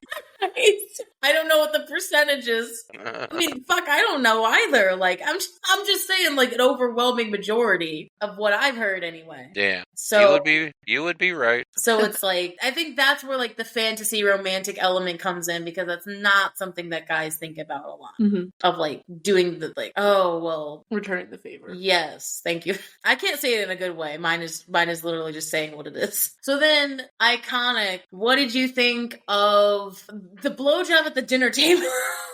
Yeah, I thought that was pretty fun. I laughed my ass off. I thought that was funny. And then Az coming in at the end. Yeah. He's like, you let her suck your dick at the dining table where I'm currently trying to eat. Right. And the thing is, I think he let them have that moment, but then came in when like he could tell that they were about to have sex. Yeah, fuck her on the table. Cock blocked for sure. Yeah. Well, I thought that was funny when he come walking in. It's like, yeah, he was zipping up his pants. That was so crazy. She left. She tried to stay there, but she's like, okay, good night. It's like, goodbye. Did you think that was going to happen? Because that kind of took me off guard. I was like, okay, I knew this was going to be one of those books, but I didn't think it was going to be that graphic. Yeah, I didn't think, that would be in, but yeah, she put it in there. So we were laughing with the moms because it was talking about, because Jenny wanted his dick to be small. Like, we talked about this. To be normal. Normal shit. But like the fact that when like she describes it, she said that she couldn't put her hands like. Yeah. So even in the episode, we had a good ass like conversation about like, how do you measure the size of it? Mm-hmm. When Colleen doing the narration. Yes. Yeah, so she was pretty funny doing the narration. That had to be probably hard to do that. Oh yeah, I bet. That was funny. So is that very like? Is this why guys don't like? Okay, I have an actual serious question. Is this why there's some guys that are younger than you, guys that are like they're boyfriends of the girls that read these? Is that why they don't like these books very much? Is because like it's always some massive dude and like the unrealisticness nature of that? Maybe, I don't know. That's not what you want to say, average. Mm-hmm. That's above average. So do you think that there's like a disdain for these books sometimes when it comes to men, when, I don't know, like they're, making sure that the woman's okay, or, like, I don't want to say that's realistic, but especially this one, they describe. You're just like, I can't see it. Most of the time they won't describe that, Like what? Describe what? Well, being, describing his dick or whatever, yeah. Mm-hmm. As being massive or whatever, not just average. So sad. Yeah, this would be above average. Above average. I was telling Liesl during the episode, because the episode hasn't. Well, no, you listened to that episode. I said this was like the pizza man at the fucking door. This is what that scene reminded me of. It was so wild. Yeah, but normally it's a nerdy guy, It's a nerdy guy. Not this one. Nerdy delivery guy. No, this is Az or Cassian, Illyrian male, you'd think he had like a 2-inch penis, or something like that. Nope. These guys are fae males. No. I really wanted to bring that up because there's a lot of dislike for books like these when it comes to guys that are our age, or even guys that are like dating people our age. They don't like books like these because they're like, oh, well, it's, giving an unrealistic expectation for guys, romantic and sexual wise. I wanted to get your prowess on that because my thing is when I hear that, I'm like, don't you guys fucking watch porn all the time? Isn't that unrealistic? Why the fuck are you judging us for books when we like there's actual romance going on? How is that unrealistic? I mean, the sex, whatever, but like, don't tell me that what I'm reading is setting an expectation or a bad expectation for men when y'all are like watching, sorry, y'all is in like the normal general male population, watching porn that is like hella not realistic. Yeah, well, it's true. So it's like that double standard there I don't really like. Because at least I'm just going to say right now, sorry for all the guys that are watching, at least our shit actually has romance in it. For those of you that want romance. Yes. Because at this point, you'd know that like both of us are romance people. So, it's fine if you just want that, but we are not talking about just that. But would you say you agree with that? Yeah. You have to at that point with how like passionate I got. So then what did you think about where I had you end? What a place to end at the last sex scene. Oh, yeah. What did you? Yeah, I was actually, when I got to work, I was at that point. I'm like, should I let this go a little bit? I got plenty of time. So you just got at work listening to it? Yeah, I had a little time. You had it on full blast in your truck, and there's just... I didn't have full blast, but yeah, it was funny. But yeah, then he just gets up and leaves the room. Like, okay. Oh, you mean at the... I was like, you really wanted to say something, but you talking about the end? Yeah, where we stopped at. He just gets up and like, because they say, well, it's not love, or what did they say? It's just sex. Yeah, it's just sex, yeah. Why would he stay? Oh, to cuddle maybe? I don't know. It's like, doesn't just sex mean just sex? Like, obviously he's doing it for a petty reason. He said it's just sex, so that's it. Because like, the thing is, if he stayed, I feel like his emotions would get like, Yeah. So well, I think it's more than that. Okay, what do you think it is? Oh, I think they got a true romance going. I think. Just Ness is not acknowledging it? Well, I think she will. She will, because when stuff goes down, she wants to, see where he's at. It's really at this end of this section, before we get to the actual plot, but like during Urid and everything, like we're seeing how much she actually cares about him. Yeah. So like she's kind of contradicting herself a little bit. Well, right. She can't hide that. Yeah. No. I care about you, but also just sex, because I don't want to let myself feel anything for you. Yeah. But the thing is, it's already happening, but she just doesn't realize it. And the little she does, she's like, nope, it's not happening. Right. He feels so sad. Is that a turnoff if someone just says just sex? Because I feel like, to me, like every time she said that, I'd just be like, oh, okay. As a romantic. Like, if someone's like looking for casual sex, then that's literally what they're looking for. I guess. Yeah, but I think there's more to it than that. I think. She's saying that, but she's bullface lying. Right. She's saying that, but it's not been like one of her men that she had back in Valaris, Well, yeah, no, this was... Yeah. I know, the fact that she was the one who started it by saying, just sex, we can't have more than that, Cassian, using his name. And then when he agrees with her at the end of, like, just sex and walks out, she's like, wait, but I thought we'd at least get cuddles. That's not how casual sex works. But also, I wouldn't know how casual sex works. So I don't fucking know. So she wants more, and you could tell that. Right, and she should have, like, stated it of, like, well, you can stay for cuddles. But I thought cuddles automatically mean emotion. Like, I don't think if somebody's having casual sex and they're cuddling, like, that doesn't mean emotion. I guess I don't see it. Well, with emotion. They've told him that he had his hands full already, so he does. He has his hands full with her already. I love that that quote from Reese. He's like, you let your heart for all to see, brother. Yeah. I liked that a lot. Like, Cassian can't hold back his emotions for her, and it's very sweet. He's very romantic. Do you understand why he's, like, book romance material? Yeah. Like, not only is he, like, supportive, but he's not scared of her. And I think that's a little bit, and again, we'll get into it when we get into like Urid and everything, but I think what makes me like almost tear up when talking about him all the time is that he's not scared of her. Even at the end, like he's not scared of her power. He's not scared of like when she's angry. He's not scared of her when, you know, she's a little bit more vulnerable. Like he loves all the aspects of her. Right. And I don't think she realizes it yet that he loves everything. But it's like, I don't know, the idea of somebody, when everybody else kind of disdains you, that being their one person that's like, no, I'm not scared of you. And I love all these aspects of you that other people kind of balk at. Right. Besides just like the, you know, the sweaty sex. Like, I think that's the part for me that makes it just so much better. Yeah. Really doesn't hide it at all. He does. He doesn't, you know, with Reese saying the, like what you said of like you wear your heart on your sleeve for all to see, brother. And then Azrael earlier saying like, don't play all your cards at once. So it's like, they can see what's happening. Which I did. Well, and also too, he stands up for her when they have their little meetings at the house and stuff like that. So he's standing up for her. Oh yeah, she sees that too. Yeah. What did you think of, since we're technically still in your section of romance, what did you think of like the scrying and then the kiss scene like in front of everyone? Oh yeah, when they kissed in front of everyone? Yeah, I think that caught everybody off guard. Just like, whoa, what?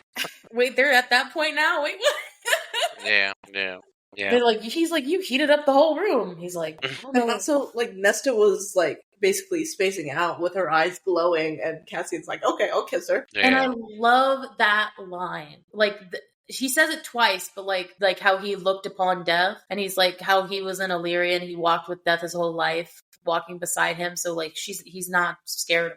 Versus even Reese is scared of her power. She's like, her power, it's death, pure death. Versus Cassian is like, he doesn't mind walking hand in hand beside it. Right. And it's like that, I don't know, as somebody who like has constantly had problems with people like, I don't know, guys being scared of me, or I don't know, even just like, you know, people liking some aspects of me, but then like, I don't know, they like the happy me, but then they see a sad me or a mad me, and then with guys in particular, and they're like, all of a sudden it changes. Obviously those aren't the right guys, but what I'm saying is it's like, it's nice to see somebody who sees all the aspects of her and doesn't really balk from any of them. Right. Like, he loves seeing her in these happy moments with Gwen and Emery, but then those moments he's standing just beside her as much as he is when she's Lady Death. Right. Just as supportive. I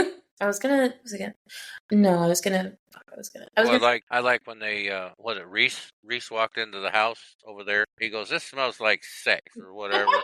Says, "I think you need to clean," or something. Like, I don't know what you guys have been doing up here, but you reek of sex. Yeah. And we've talked about this before. I didn't know that like sex smelled. I mean, obviously because they're Fae, like there's a difference there. It wasn't until I got to college and then some British dude was like, we were like all, sorry, this is a side note, but it's important. This is the first time I learned that like sex smelled, because it wasn't me that smelled it. It was some dude, we were hanging out, and then all of a sudden he's just like, he's getting drunk, and he said something about how his roommate and like his girlfriend was always having sex, and then because he's British, he said the C word. So then he like told us, he's like, "God damn it, I smell C all over the place."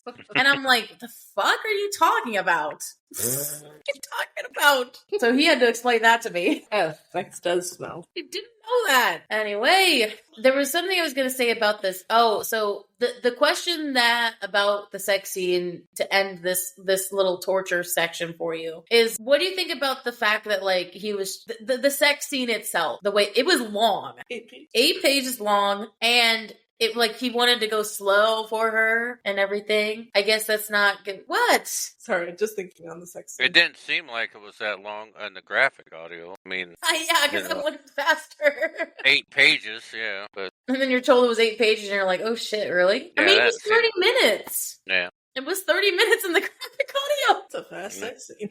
Good lord. Did you like that? Did you like that, like the idea of that sex scene, or was it just like you were just getting through it? No, I figured that's what she had put in the book. I think it was just as readers, as somebody, like, she was, the idea of like her fucking, clawing his ass, trying to like get him in her and whatever. She hauled him by the ass. And he's like, "No, slow down, bitch."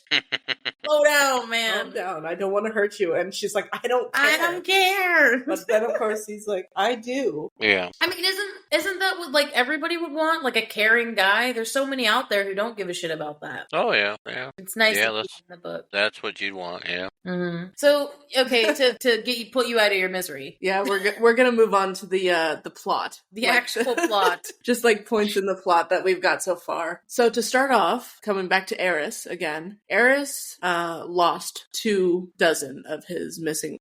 Eris lost 24 soldiers, and he doesn't know where they are. He doesn't know if they're dead. They're just missing. He can't find them. His smoke hounds can't find them. They've just disappeared. What do you think about this? Because like this is something like that Eris brings up of like, yeah, my soldiers are missing, and you know my father has been on the continent a lot, and I think something's going wrong. That kind of thing. So, what did you have any thoughts on Eris's missing soldiers? Well, that's what I was telling you about. Trusted him. I think he figured he sent them out somewhere to do something, spy, but they couldn't even find them. So then you kind of think, okay, well, what the hell happened to him? Maybe they can't find. So it's kind of up in the air. Where they did go. So yeah, I mean, it started right at the beginning too. Like he was, Cassian was going to the Band of Exiles, and he just showed up, and he was trying to ask about Briellen, and then it's like, hey, yo, I'm missing 2 soldiers. What were they doing prior to that? That like maybe either got them caught, killed, whatever. Right. What were they doing beforehand? And the fact that Eris can't find a trace of them, and even his smoke hounds, the best hounds in Prithian, can't find. Right. Well, and then it kind of sends you back. Okay, well, I don't trust him, but then why would he say that? Why would he tell him that he lost? I think if I'm just a blanket answering the question, I think he doesn't know who else to turn to. Yeah, he doesn't have really any other allies. Definitely not in Autumn. So it's like go to the Night Court because at least like we have mutual destruction if things goes badly. Mm-hmm. So it's like, might as well tell them. Also, like keep an eye out for my soldiers, please. And like, because keep in mind, like keep in mind, Eris is the general of Autumn's forces. So he's basically the same rank as Cassian, which sometimes I forget about that. Because Cassian's so much better. And also because we typically think of like Eris as the eldest son of the High Lord, but like in actuality, he's the general, and so he has like the same position of like, I have these elite soldiers, they're my personal soldiers, and now they're missing. I had to go talk to these families and say, hey, sorry, your husbands and brothers are missing. Husbands, fathers, brothers, whatever. Your family members are missing, and I have no idea where they are. Like, that's a hard thing to do. So kind of going to like, hey, Night Court, keep an eye out for them, please. I want to find my soldiers. Right. My question to you is, I mean, obviously we find some of them, but where do you think the rest of them are? I don't know, dead somewhere? I don't know. Dead? With Urid, that's where like 12 of them, 12 of the soldiers show up in the Bog of Urid. So half of them. So it's like, 12 of them are just still missing. They're absent. 10 of them are dead at the end of that. 2 of them are in the dungeons beneath the Hewn City. Eris is not going to be happy hearing that. Yeah. Oh, we found your soldiers and then we killed them. Yeah, we killed them. I mean, to be fair, like they did shoot down Azriel. And then they did seem very, very focused on trying to kill both Cassian and Azriel for some reason. Yeah, very rabid about that. So that's not going to make him too happy. Yeah. No. It's like, wait, so you found my soldiers, but then you killed them? And then you tortured 2 of them? Like, what the fuck? I thought we were allies. Yeah. But before we get into the rest of the events of Urid, so we kind of talked about like what the big bad is for this book. We don't really have one, but Queen Briellen, she comes up a lot. And she's isolated herself in the castle on the continent, and we don't know where the other queens are. Briellen seems to be, I don't know. We don't know much about her right now. And then we're also introduced to the Dread Trove, 3 cauldron-made items, the harp, the crown, and the mask. And these items are, mythical items. They're deadly, they're cauldron-made. And then they've also been missing for like 10,000 years, 10,000, 15,000 years. No one's seen them. No one's really heard of them. It seems like no one actually remembers them until now, which coincidence, I don't know. What did you think about just what part Queen Briellen is playing right now, as well as learning about the Dread Trove?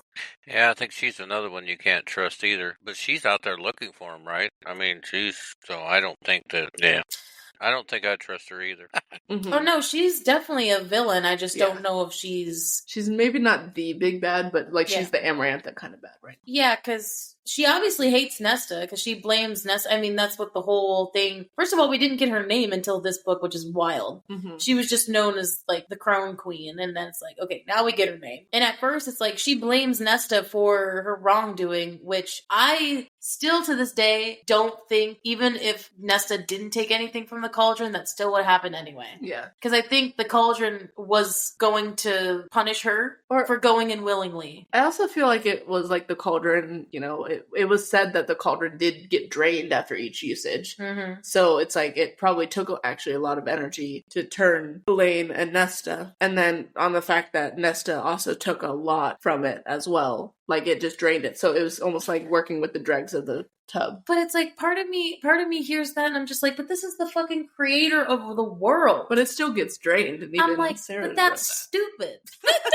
Well, and she's trying to find all three of them so she could find Cauldron because she wants to change herself back. Which, lame. Which also, you don't even know if that will actually work, Briellen. No, she don't know if it would work, but she's, I guess, willing to take that chance. But, you know, they knew where the Cauldron was anyway because they got rid of it, didn't they? Or they put it somewhere. They put it in Kratea where, like, Miriam and Draken are, so they know where it is, but... So they know where it's at. I mean, that would be the only thing. She don't know. Yeah. She wants to find everything so she can find it, but she don't know if it's going to turn her back being young again or not. What we were just talking about? About before. Oh. The queen? The one queen? Yeah. That she's, hold on, let me... Oh, yeah, so he said that it was on I said that doesn't know that they know where it is either. Yeah, like, it's which is so wild to me because, like, didn't everyone see that fucking cauldron get, like, put on that boat? Or is there only, like, a select few people who know that? Because I think, it probably got glamored. I think we talked about that. I think it must have gotten glamored because they didn't want anyone to... Or they just winnowed it, but, you know. I don't think they could. But do you agree with me? Do you think she would have been changed anyway, even if Nesta didn't? Because I feel like it would have punished her anyway. Well,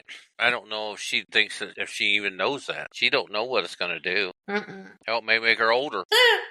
Just dust at that point. Yeah. I'm sure she's like decrepit, so I don't think... But then it's also, maybe she does know or like has more of the information on what it does because maybe someone's been whispering to her about it. Yeah, so what Asriel tells us as well is that Kosje, the death god, the one that's left... and probably the most dangerous from what we've heard. The one who's on the lake is kind of whispering to her. So what do you think about that? Oh, it's whispering to the queen? Mm-hmm. Yeah. What if she's got a death god backing her? Lovely. I figure if she knew that they knew, she would have already done something. She would have got one of them and made them talk. You think you can make them talk? Yeah, if she knew. Yeah, but I don't think she knew. She knows. So I think that... How do I say this? Well, we do learn that Kosje is like the person who is also Vasa's keeper. They're the same person. Yeah. The one on lake. Mm-hmm. So it's like that finally gets confirmed. Yeah. So if anything, I think he could be the big bad if he gets freed, because basically the Dread Trove is this... I mean, did you like that? Because I liked that there was this new... I liked the new lore. I think it fit well. Yeah. With him? Koche or whatever? Yeah. No, the Dread Trove. Like the mask, the harp, the crown. Like, I thought it was a good lore element. Oh. To add. Yeah. That it hadn't been seen in 10,000 years, and Amren's really the only one who ever knew about it. And that it was sentient enough to disguise itself over the years that everyone just kind of forgot about it, and then now all of a sudden it's coming back up. Of course, convenient, but yeah. Well, and they've already found one of them, so. Yep. Now, does that make Queen more, inquisitive? Maybe about the others. That they've got one? Right. Yeah, I mean, I was just gonna say that it's like they were saying that the trove is on Prithian, which is wild. That every item is that's crazy. That it's not on the continent. Yeah, you'd think they would have scattered these items, but unless they were scattered technically, but then they've been moved over time, or they moved themselves. Which curious. But yes, as you said, they found one. So basically, Nesta scries, and this time she's able to succeed, and she's looking for the mask, and she finds it is in the Bog of Urid, in the middle. And then she goes with Cassian and Azrael to go find it. they run into Eris's soldiers, 12 of them. Azriel gets shot down, and Nesta gets left in a tree. She gets left in a tree while Cassian goes to fight with Azriel, and they just happen to run into a creature, a you say mythical it's creature. actually, like, we can beat by beat this. This is fun. Yeah, you know. Because when they got to the bog, Azriel just happened to say, like, oh, there are things like such as a kelpie out here, but no one's seen them. No one's seen them for years, or they're extinct. They literally yeah. said that they were extinct. What did you think of Urid, like, prior to the scene? I don't know. Like, I don't know. the fact that the middle is, like, can't be mapped and stuff. I don't want to miss that. Yeah, I don't know. That it's all this wild magic that is there, and how do I say it? That it can't be mapped because if you try to map it, you could get stuck there. Right. And that the only things that are known is under the mountain, the bog, and the Weaver's cottage. That's the only landmarks that are mapped. Right. Well, they ended up finding it, but yeah. But the bog is, like, massive. Like, it's not like just like a little bit of space. Like, there's a lot. Right. What I meant to say about Urid itself is that it was cool described. Yeah. Like I mean, as you heard in, like, the episode, it's a bog, so it's not exactly the same as a swamp. Yeah, so the bog is, we learned when in the last episode that hasn't come out yet, that a bog is like a swamp, but, like, it's more acidic. So, like, things are often more dry there. They're less colorful. A lot of dead things are in the bog, versus swamp is very alive and green and colorful. And so, like, it's really well described here that it's, like, very dead. And all the trees are, like, pointed and falling apart. And the water is black. Like, not even just murky black. It's pitch black. You can't see into it. Inky black, yeah. Inky black, yeah. Right. So it is setting the scene for something really creepy, and, going into it, I at least thought of, like, oh yeah, something's gonna happen here. I liked the detail that they couldn't hear them fly. Yeah. Because Dad got to hear that in the graphic, and it was really weird, because we know how they sound when they fly, and it was weird to see it muted. Right. Like, only hearing their talking.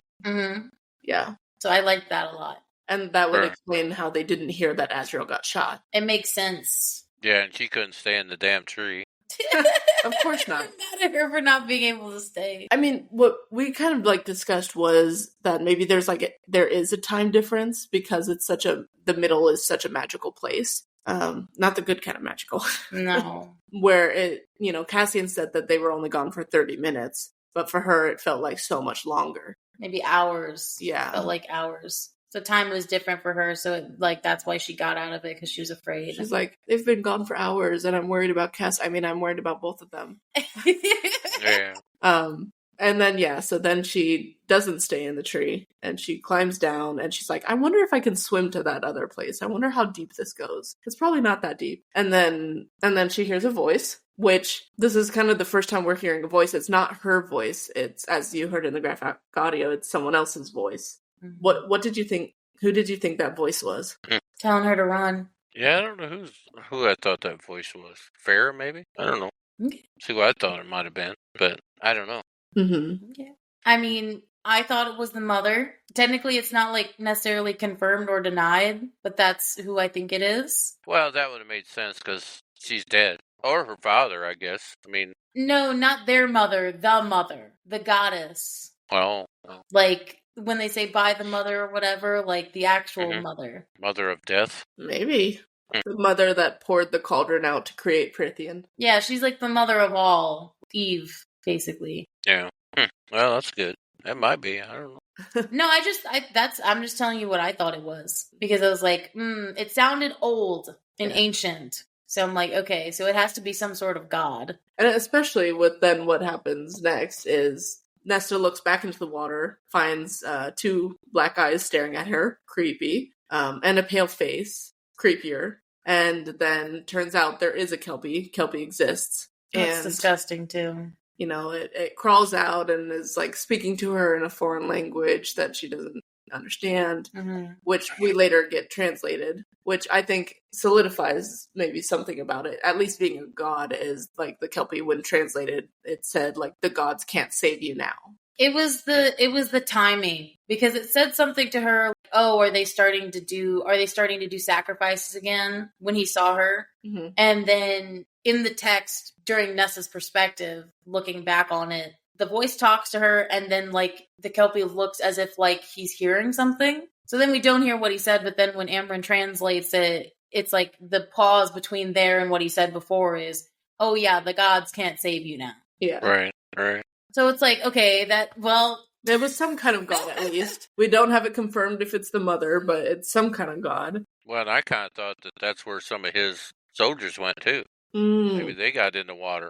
They got dragged into the water. Sacrificed them.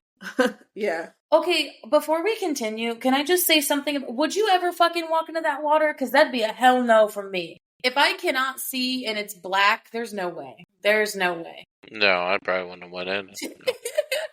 I mean, even like supposedly shallow water, when it's like even murky, the silt's like messed up on the bottom. That's not for me. I mean, of course, I have my own fears of water, and that's why I never learned how to swim, which probably didn't actually help that. But no.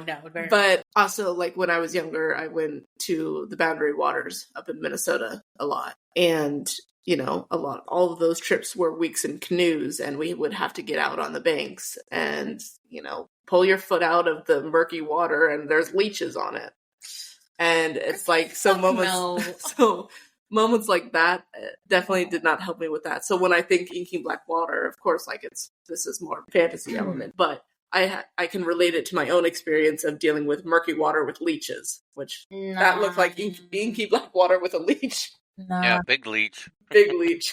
Sucking on her face. Right. That was so fucking weird. And a different kind of leech as in the creepy lustful kind of leech as well. Ew. Anyway, I just wanted to say that. Yeah, it's like, no thanks. I don't have the same fear of water, but I do understand when people have that fear of the ocean. When you're like out so far and then you can't see anything looking down, but then when you look into the water itself, something could be right there. Yeah. Like, nah. Ugh. No, that's a little creepy to me. Lake water's fine. Lake water I don't mind not seeing, but no. So there's some big fish in those lakes, you know that. Well, like not the lakes that we were in. I won't go into, but there are some huge lakes. Anyway, basically, no, I would not go into that water. I'm just saying. Would you mind like the lakes that we went to, Daddy? No, I wouldn't be. I wouldn't be scared of those. No. Yeah, I guess it's still my fear anyway. Mm-hmm. But something like that, a pond or something that, I always thought a bog would be kind of like, similar to a swamp, but algae growing on it. You couldn't. It's dark, couldn't see the water. Yeah. So. Yeah. I mean, even with swamps have gators and well, no, I would never go into a swamp at all, but a lake, no. But we were grown up on lakes, so that's different. Fair. Anyway, Nesta's terrified of this Kelpie that she had only learned about, what she probably thinks was hours before. 2 minutes ago. She literally just learned about it, and then she can do nothing but piss herself as she's dragged into the water, which, lovely. And then, as you said, the Kelpie is sucking on her face and giving her oxygen to actually help her survive, but not in a good way. Yeah, and the fact that she's like, okay, fine, I'll open my mouth so he can give me oxygen. It's creepy. And, later finding out that the Kelpie wanted to make her its bride first before dinner. Gross. Creepy. What is it with Nesta and all these monsters just wanting to have sex with her? I don't know. And also the fact that the Kelpies don't reproduce. So they don't.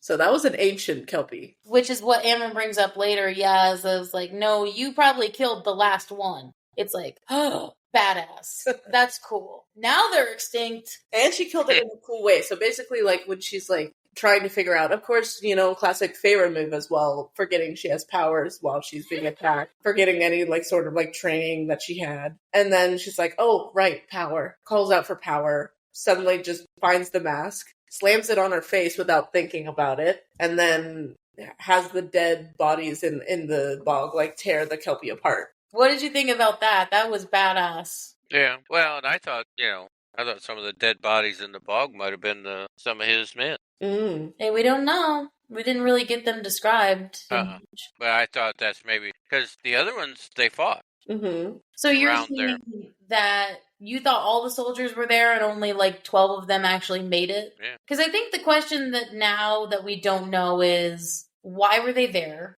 How long were they there? How did they get there? How did they get there? And also, like, because not everybody can winnow. That's not a common power to have. It's like only the more powerful people can have. I'm going to assume these guys don't. Yeah, well, other than sheer dumb luck that they found that, yeah. It's like, to me, that seems a little fishy. Because I don't think that they would have lasted in Urid that long. But if you're saying that maybe they started with 24 and then ended with 12, I can maybe see that. But yeah, that's what I thought. If it was just the 12 of them, I'm going to guess that they just got there. Yeah. Or got there recently. I'm not going to say that they were there for those whole 2 weeks because they would have, I think all of them would have been dead if they stayed that long. If Nesta was only there for a little bit and was already hunted down. Yeah. I feel like the Kelpie was also drawn to her. Like, Yes. it could sense its power, so. Yes. Yeah, but you had to go in the water, you know, right? But she didn't. She didn't actually go in the water. Until she was dragged in. Yeah. It could just sense her. Probably could sense her the moment she landed in the bog. But, and then, of course, Cassian and Azrael are freaking out. Mostly Cassian. Freaking out Gone. that she's not in the tree that he left her. And it's like, you know, smells the urine. That like, oh, she pissed herself. Something made proud Nesta piss herself. And then they're looking, and they're like waist deep in this water that we Which just said wild. we wouldn't be in. But he's like digging. He's like swimming through the, not even swimming, but like swimming his arms through it of like trying to look for her. Well, and they're tall too. If they're waist deep, that means they're pretty far out. Yeah, that's at least like 3 feet, unless it's like a straw. But anyway, they're like looking for her, and it's like, no, can't find her. And then rising from the depths is a pile of like decomposed bodies and soldiers' armor, weapons, and standing on top of that, kind of floating, is she's Nesta. levitating. Yeah, she is. Like floating just above this pile of bodies is Nesta, or Lady Death, as the one that peers out on them. Is, you know, she's soaking wet, she's all clawed up, and yet she has a glowing mask on her face, and she is holding up the severed head of the Kelpie. Something about Nesta and severed heads, but I love that so but much. it, like, she just came out of the water, like, super epic. Her eyes are glowing silver, and the boys, the Cassian and Azrael, are like, wait, okay, that's terrifying. Mother save us all. Well, Az is the one who's scared. Yeah, Azrael, like you mentioned both in the episode and with our mothers, is Azrael is like the one who's like super like scared about this and like, you know, freaking out, which we haven't really seen him scared before. And then Cassian is just like, welcome. Well, it's Right. described as Azrael, like the power's getting radiated off from her, and how Azrael's kind of bucking at it, like buckling at the power, while Cassian kind of weathers it. And it's not just a metaphor for him, like, weathering her. I feel like her power can't hurt him because it knows that they're together. I think in a romantic sense, I think it knows that he means no harm. I think it's also the position where Cassian doesn't fear death. So it's like, okay, death doesn't scare this one, so death is going to leave it alone until it's his time. That as well. So what did you think of like Nesta's emergence from the water and their reactions? Well, I think they were like, oh shit, what's going on, you know? And then don't make any sudden movements or anything like that. Just watch, you know. And bow. Don't startle it. Right, and that's what they were, Bow before death. Yeah. So I think that's what they were a little worried about that too, I think. If that's what her power can do when it hasn't been cultivated, what could her power do when she actually trains it? Right. Yeah, she'd be pretty powerful. Yeah. She'd be even more powerful than Reese, dude. That's why he's scared of her. Well, and he's seen that in her dream or whatever. Yeah, nightmare. Yeah, and then they have the mask now. Yeah, so they got the one item that they need. They got 1 out of 3. I think. Sorry, there's a couple of questions with Urid. I think what's so interesting about Urid that adds another element to the world that I didn't really realize was that, so the mask is like 10,000 years old, right? They talk about how this is, like it's dead, there's no life in it, right? But then they talk about how there's like rosebud, like there's buds, almost implying that almost like time stopped there for a second and then like everything died. Was it a chicken and the egg? Did the the mask get thrown in there first and that's what killed everything and drawed evil to it? Or was it already like that? What made it like that? Because it's almost seemingly like it wasn't like that before. Because they were describing it as a place where warriors could be put to rest, like a very beautiful area. What made it that? is the question I have. Right. Was it the mask that did it? I don't think it was. I think it was a pure place that they went and dumped bodies, and then they went and they dumped either a person that was just pure evil or an item, a different item, not the mask, that was pure evil, that's like tainted it. And then that's when the mask was thrown in of like, well, let's throw the mask in here because no one's going to try and find it in this dark fog. And anyone who tries to get at it is not going to get it because I think the Kelpie was defending it. I think that's why it was around. Because why was that? It was ancient, it was drawn to it, it was protecting it. And also, the Kelpie didn't seem like all that worried that the mask was there next to it either. It only seemed shocked once it saw that she put it on. So what do you think, Dad? Do you think that... I mean, that's kind of like... This is my, like, 4th time reading it, so, like, I had more thoughts. So it's fine if you didn't have any thoughts about that, but, like, what do you think? Well, I don't think the mask being put in there made it any different. I'm like Liesl. I think maybe it was just a place to drop dead bodies and then it came on from there. But then my question is, though, what object was put in it or what person was put in it that made it that way? Man, I have questions. Yeah, who knows about that, yeah. I think that's... Because, again, you know, as in a... You know, this is the last book, technically. I'm looking for places to where I'm like, this means something. What did they do with the King of Hydra? I think they burned him, didn't they? Like, I think they burned his body. They just burned him, put him in ashes, I'm pretty sure. But yeah, maybe someone like the King of Hydra. They didn't throw him in there? I don't think, no, they don't. At least maybe they... Dude, maybe Amarantha ended up in there or something, because they talk about the waterways. Don't get me started about those fucking waterways. They talk about how there's a waterway that runs from under the mountain to the bog. Like, secret passageways. Like, they left Amarantha in the bottom of... They under left the her mountain. in the throne room where she was pinned. Well, no, they said they buried her. We talked about this. They buried her under the mountain somewhere. Like, they actually... Like, they didn't put her to rest. They, like, threw her body and buried her. I fucking wonder. But even then, the bog was already, like, the bog before. I'm not saying Amarantha was the one that tainted it. I'm just saying that, like, is that a way that's going to be brought back? Because all of a sudden she's going to be there? Someone brings Amarantha back from the dead with a mask. Oh, that would be a cruel prank. Many theories. Reese pisses off Nesta. No. No, that'd be cruel. There's just a lot of questions, Daddy, that I have that I'm like, why would they bring up about these waterways to under the mountain if they don't mean something? Right.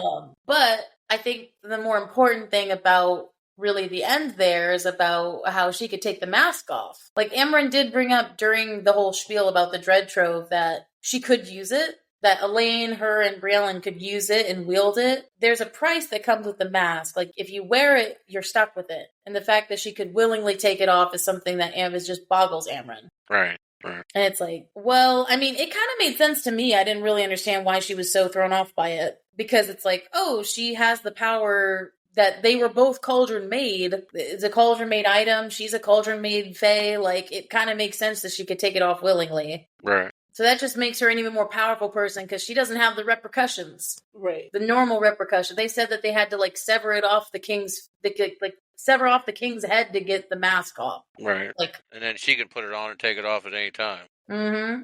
And Nesta was like, well, I'm the one person that shouldn't be able to use it, but I'm also the only one who can seal it, and that's going to be dangerous. And Right. Which is where the next part kind of, like, starts up, right? Because they find it. She gets drawn to it, so they're going to call Helion in to see if they can use her magic to seal it off so that it will actually seal off. But I think what also makes me like her more is that the idea that she doesn't want it. She realizes what that power is and realizes how dangerous it is and but like also how tempting it is. But then she's like, no, this I can't have this. Mm-hmm. This can't be anywhere in my vicinity. This would be a bad decision. Well, because there's one, like, big plot point we're forgetting, and I didn't want to, like, miss it for you. What do you think about the pregnancy? I figured there was something up when he put the shield around her. Uh-huh. And I kind of figured that, because we seen it in the Bone Carver. Mm-hmm. What she was seeing was seeing a kid. So I figured from then on, I said, when he put the shield around her, I knew something was up. Okay, you knew. I knew she was, something was up. And so, something that I wanted to talk about that, well, first of all, let's just give, like, the quick and dirty version that, like, she's sentenced to death right now.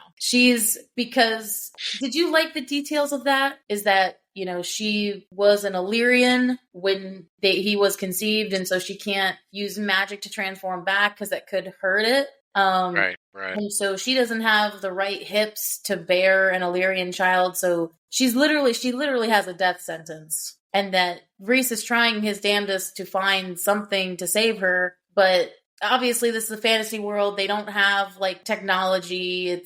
C-section isn't a good way to go. Because that's literally just cutting them open and hoping that they'll do it right. Yeah. So what do you think about that? And that ain't saying that, is it going to be Illyrian, or is it half and half? What is it? Well, technically, by all purpose means, it'd be a quarter Illyrian. Mm-hmm. But because she was an Illyrian woman when it was made, I'm going to assume that it's either a quarter or 3/4. It's 3/4 Illyrian. It's technically 3/4 Illyrian. Because then they talk about something about it having wings or something. Yeah, it does have wings. So that's the problem, is that it has wings. So that means there's more Illyrian in him than less. So I don't think it's a quarter. I think he's 3/4 Illyrian. Which that's probably never happened before. I don't think so. I mean, because as it mentioned, half-breeds don't usually survive anyway, because it's often a male Illyrian and a female high fae, or some other fairy that doesn't have the hips for it. Mm-hmm. But then the female Illyrians would not really ever. Well, usually Rhys is a first in terms of being half-breed in that way. Yeah. This thing is going to be... Even a fourth is really rare. Maybe there was one in the past that we don't know about, but a fourth Illyrian is rare, but a 3/4, how does that even work? It's that's technically what the equation is. It's if she's 1, then he's half, so that would be 3/4. Or 3 halves, whatever. Yeah. How that works. Anyway, but yeah. So, do you think she's going to die? Well, for what they're saying, probably yes, but I don't want to see that, no. You don't foresee that? No. I was scared. Yeah. I thought she was going to die by the end of this. Because on top dies, the baby also probably dies, and then... Rhys dies. Yeah, and Rhys dies if Feyre dies as well. So you're knocking out the whole royal family right there. Right. So it's either this baby's not going to have any parents if they hopefully get the baby out, or everyone's dying. Yeah. Either way, Rhys and Feyre are dying. Yeah, so... that's bad. And I don't think it's, especially in the first part, it's almost does everyone realize that? Because I don't think everyone does. Obviously they're in that point now where they're trying to find something to help. So they haven't lost hope yet. But it's that there's no scenario where they both live. They didn't know that Rhys had made that bargain with Feyre. But none of them know. And none of them still know. Yeah, so it's they just think that it's going to be Feyre and the baby that die. Right. So one thing before I move on, I want to ask you something that I told in the episode, and I want to see if you agree. As being the husband in your relationship, do you understand why he doesn't tell her right off the bat that she's gonna die? Well, I don't think he wants to worry her. Yeah. Do you get why? Did you get to that part in the episode where I said that? Yeah. Yeah. Did you agree with what I was saying? Yeah. Yeah. That as being the husband and the male in the relationship, do you find that when the woman's pregnant to not freak them out? Yeah. Yeah, I agree with that. But do you also understand why not telling her is also bad? Yeah. Yeah. Because then she's just going to think that it's going to be easy, and then she's on her deathbed and it's why didn't you tell me? Yeah. Well, yeah, she has no clue, yeah. Mm-mm. She got it could be a difficult labor is what they said. Yeah. Got the casual, pulls the husband aside after she's gonna die. Oh my god. But no, I mean, because you've actually been in a relationship with someone that's been pregnant before. We don't get that. But I was trying to get the dude's perspective on that, because I'm pretty sure I was right about that. Yeah. I wouldn't want to worry her, yeah. Mm-hmm. Of she's already happy that she's gonna have a baby. Don't take that happiness away yet. Right. Well, and hormones, dude. I'm not just saying as a woman, but dude, she could go crazy, not crazy, but her anxiety could hurt her. And hurt the baby. If if she freaked out enough. Yeah. And then that's what I said, she could have a miscarriage then and just, he's dead anyway. Yeah. I mean, she'd live probably after that, unless they still had to figure out how to get the baby out. But I don't think she'd want to live after that, because most people who and very apologies for anybody who's ever had a miscarriage. That's one of the hardest things to happen. Praying for your rainbow babies. To a mom. So it's holy shit. Well, and two, he has a little bit of a wanting her be protected because, how things were, the next born ruler, Maybe. So, yeah. I mean, hopefully. But I guess, Cass and Az were happy. They were. What did you think about that? Oh, I thought that was pretty. They're going to be uncles. Is that how you would react to one of your buddies getting a baby? Are guys actually excited like that? Because I don't think most guys are. I think they are. Most of them. They're like, I'm not ready for this and I'm gonna bail. But I think the guys that want to be dads, they're like, wait, you're serious, right? And then super duper excited. Mm-hmm. Yeah. Yeah. Were you excited? Oh, yeah. As much as I can be. I don't show my excitement too much. I know you don't. But when I get excited about something, you know it. You do. I guess I should have asked our moms if their husbands were excited when they heard about pregnancy. We'll ask them next time. I think it's also depending on if it was an accident versus planned. In this case with Faye, they were planning on it. They were trying. Yeah. Do you agree with the controversy that she's kind of sidelined in this book because she's pregnant, or do you think that the story's good? Well, I think she's sidelined because they're being more protective of her, But I think this book is more on the lines of Cass and Nesta than it is for them. Mm-hmm. Exactly. I don't think she's sidelined at all. She's just not the main character, right? Yeah. Right. And people don't like that. It's wait, you made us with her for 3 books, and then now you're shoving her off. That's literally the point of these books. Right. She's there, Yeah, she's very active. She helped Cassian figure out that Nesta didn't like Windhaven. Yeah, she's come in clutch a couple times. So yeah, she's still there. It's just maybe step back role. Because it's Nesta's time. Right. So next we just had a couple of just some fun questions that didn't really fit into any of the other sections. Yeah. So the first one, you kind of brought it up earlier, the stairs, how she constantly goes back to the stairs and tries to go all down them. Right now she's, making it to 3,000 going down. And that's a hell of a lot of stairs. But something that we noticed while reading through it was that when she's feeling super motivated, she goes much further. She makes more progress. But then when she's having moments of insecurities or setbacks, when no one signed up for the training, she went less stairs. She went down fewer stairs than before. So it's kind of an ever-flowing motion of where she is at her journey. So what did you kind of do you want to expand on what you thought on the stairs? Yeah, I thought that was funny when she, like you said, when she was more upset or something like that, all worked up, she wouldn't get, 100 steps or so. And then she was, almost falling and everything like that, But yeah, when she was super motivated, she got down there pretty far. It was always funny to see him. She got there the first couple times and he's waiting for her. It's like, you good? It's only 100 week. Yeah. Which we were talking about that. They did that kid, They'd probably run up and down them steps. The funny story of the 3 of them doing it and then puking all over each other. Yeah, was it Az puked first or? Yeah. Or it was one of them. I think it was Az puked first on Cassian then puked on Reese, and then Reese puked all over both of them. Mm-hmm. Yeah. And then they made it to the top, and Reese's father told them to go back down and clean it. Because they were sent there as punishment, to have to do the steps as punishments. Versus Nessa, she's just taking it on her own. Well, because weren't you talking about what you did for football back when you were in high school? Oh yeah, we used to run bleacher laps. Mm-hmm. They'd have the bleachers out, and we'd put weighted weights on our ankles, weighted vest, weights on our arms, and we'd run 10 laps. And then we would take everything off and run another 10 laps. So those were easy. I'll tell you what, you had to watch because it'd be so easy you'd want to almost fall. Yeah. But yeah, them last 10 laps were easy as pie. I would kill my coach. I don't think I could do it. Well, we come up with that idea in body conditioning. God, that's very typical high school men though.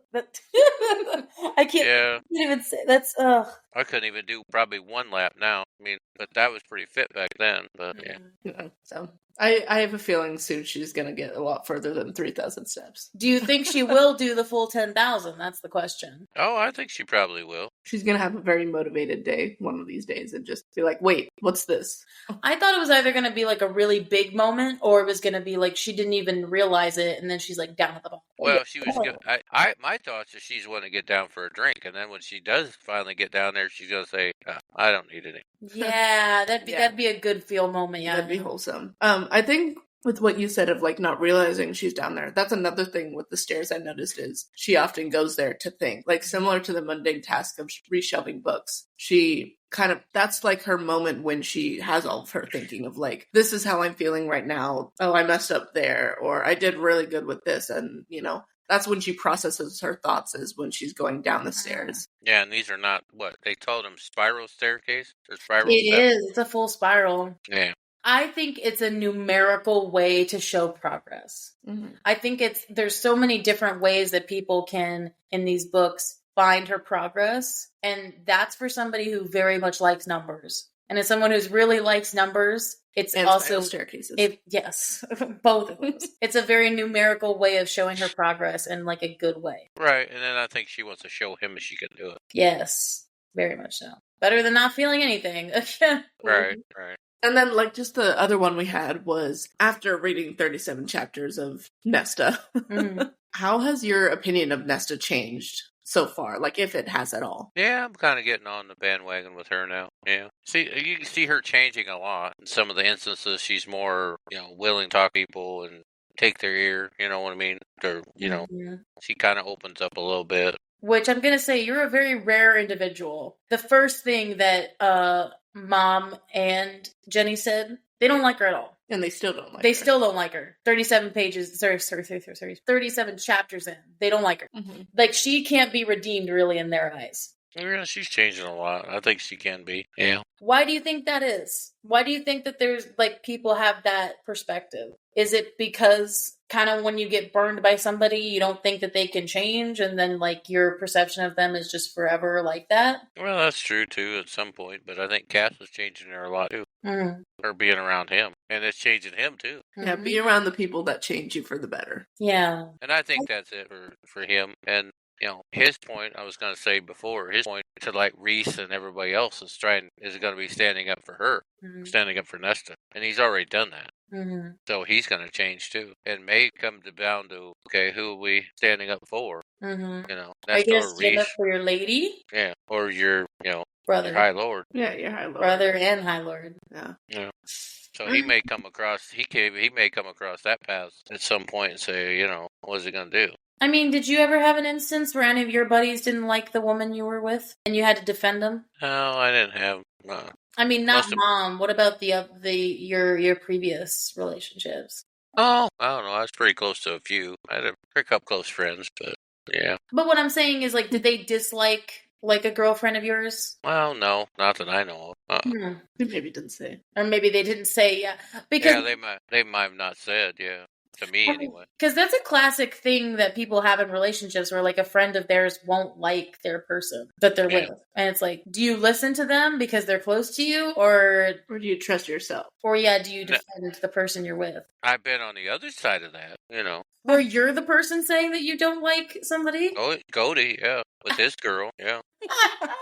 Yeah, he wouldn't, and he wouldn't listen to us. That's the problem. So, I was going to ask, what did your friend do? Yeah, he wouldn't listen. He wouldn't listen to Bruce, me, or anybody. And we were trying to tell him, and he just. Because there wasn't any redeeming qualities in this chick, was there? Like, oh, I don't think so. We couldn't find any. Versus Nesta, I think there are moments where she does have some redeeming qualities. They just don't see it. Well, and I don't think, Reese and Farrah and Elaine, and they're not around her enough to see it changing her now. Mm-hmm. If they were around her, they would see that. Which is why Asriel, like, is cool with her, I think. Right. He sees. Yeah. Mm-hmm. He sees some of it, yeah. But it's also, too, when you're in a relationship, somebody else can see stuff that you can't see, True. You can get really easily blinded when you're in that. Mm-hmm. We seen red flags that chick Cody right off the bat, Mm-hmm. But he couldn't see him; he was blinded. So. Like, is there a level though when somebody is that lonely that they just kind of get blinded? But I mean, because they really want to be loved. Yeah, it could be. I guess I don't. Or do you still think they're a dumbass for doing it? Well, as many times as he done it, he was a dumbass. Oh, well, it was okay. He's done it multiple times. Okay. Okay. Yeah. So as much stuff as they did, he was a dumbass. Okay. Because, like, I can see why some people would be with somebody that, maybe isn't good for them at all, but because they're lonely. Yeah, it'd be like, Red calling Eric, on that 70s show a dumbass. Yeah. Yes. He was a dumbass. He was a dumb. That's Dad's favorite character. So I think overall, Daddy, are there any theories that you want to bring up that you think are going to happen in the next part? I want to hear what you think. Well, theories on what? If something goes down? Anything. Like, is there anything that you're like, okay, this is going to happen, or you don't want this to happen? Well, I think they kind of foreshadowed it with Farrah, too, about having a kid. I hope they don't do that. I hope she don't die. Okay. I hope that don't. And I hope the kid lives, comes out and everything. I hope It'd that. be a very big sideline. Yeah. Just kill her off. Yeah, and I don't want to see that. I think people would be like really pissed if that happened. Like, wait, you had us with her for 3 books, and not only are you sidelining her, now you're just gonna kill her. Yeah. Right. I don't want to see that. And then I want to see Cass and Nesta, continue on. Mm-hmm. Yeah. Do you think the sex is gonna get? The sex is not gonna get easier. I'm just letting you know that because that was their first actual sex time. And you're only halfway through. Yeah. Oh, I suppose there's going to be more moments like that. Yeah. God bless you. So Good luck. That's all right. Good luck with the audio as well, please. Yeah. I want to see Az maybe find somebody. Okay. Yeah. Who do you want him to be with? Oh, I don't know. That's kind of a hard one. I don't know. Is it anyone we've met so far? Or do you think it'll be someone new? I always thought him and maybe Elaine might get, but I don't. That would be funny, though. Would you do it? You just want them to be together because it'd be funny? All the 3 Bat Boys and all the 3 sisters, yeah. Okay, but it's like, you're going to trigger Liesl? She hates the idea of Elaine and Azrael being together. You said that, I whispered under my breath, I'm about to throw hands. We don't think Elaine is worthy enough of him. I don't think so either, but I think that might happen. Or if they did get together and then they quickly found out, oh, this was a bad idea. I think he'd sleep with her one time and be like, nope, I can't. This was a mistake. This is why I was not fated with her. But she keeps clinging on to the guy in the human realm and then her garden and all that other stuff. For someone who claims to love the human shit so much, she is literally flirting with the most fey guy. Azrael has wings. He's all scarred up. He's literally the fairies that they were warned about as humans. Yeah, and he's a torturer. And, obviously he's hot as hell, but, and he's a warrior. She's contradicting herself hard. Okay, how can she like him but then not like Lucian? Is my question. I don't want a fairy male. I don't want a fey male. Because Lucian is so much more humanoid than he is. And he's a gentleman, too, which... not saying that Azrael's not, but also Lucian, has, that court, politics type of stuff that she's used to growing up with. So it's they're meant to be. Right. I just don't think we want her with Azrael, but okay. And then with them finding all the things, the mask, they found that already and found the other stuff. What are they going to do when they find all that stuff? I don't know. Right. And it seems like Nesta's powers are going to come more into play here. And what do you think's going to be the end? What's the end of this book? I don't know. If they find all of them and then she takes her power and don't know what to do with it, kills everybody. I don't know. This is the end of ACOTAR. That would be bad. Yeah, it would. Yeah, because she don't know how to handle it right now. Yeah. What was it that Amron said? When you erupt, make sure it's heard across worlds. Yeah. Oh, I think it will be. It's her. Yeah.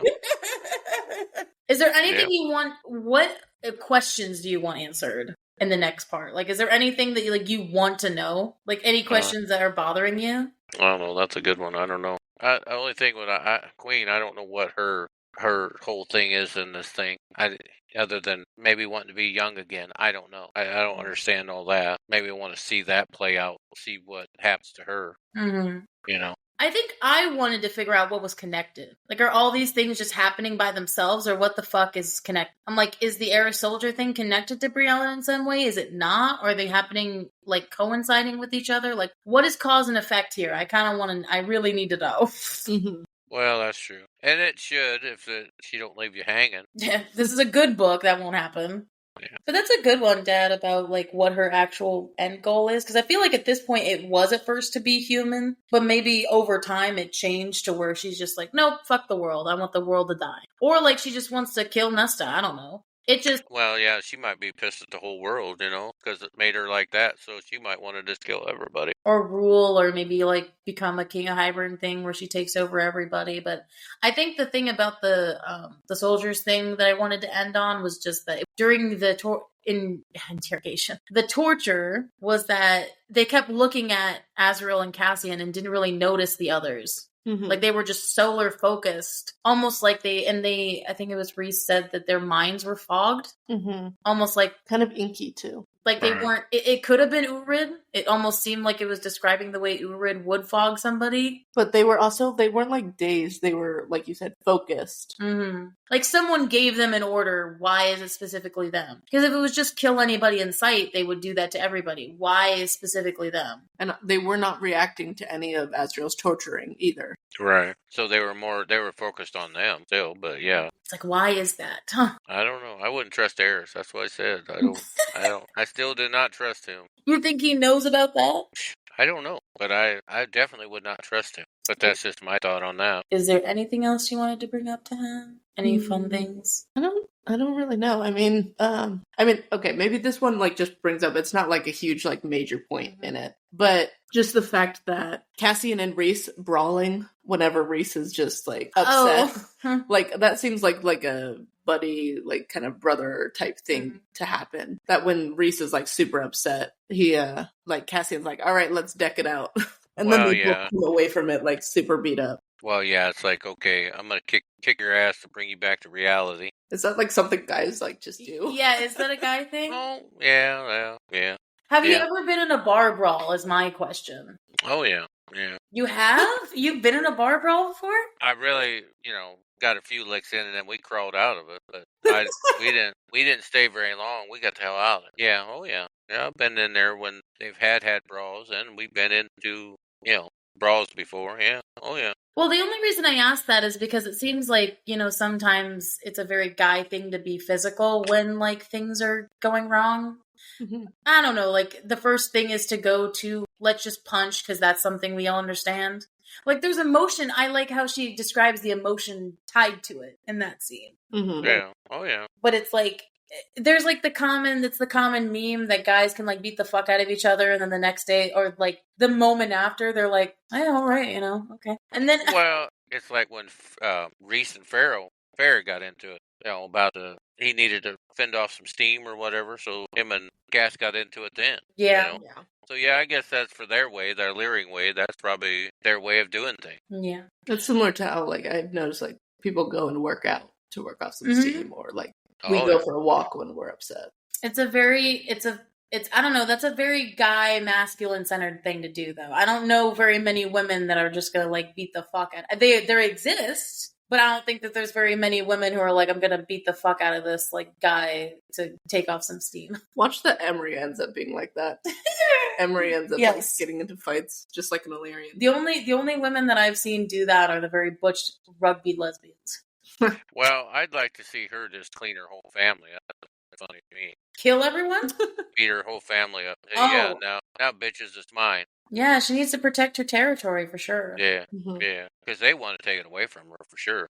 Mm-hmm. I mean, luckily her father's dead. Yeah, luckily. But yeah, the cousin and the uncle and... Yeah. Is there anything that you want to tell us or that was a fun section to you that you remembered or, was... Or maybe something that you heard from us that you really wanted to tell us about appearing in our episodes or something? I don't know. The one thing I kind of missed that you guys brought up, they talked about the house river being all blue. I didn't catch that. But yeah, you were talking about it on your podcast. Yeah. The decorations were blue, and then it was like signaling the fact that it goes, boy!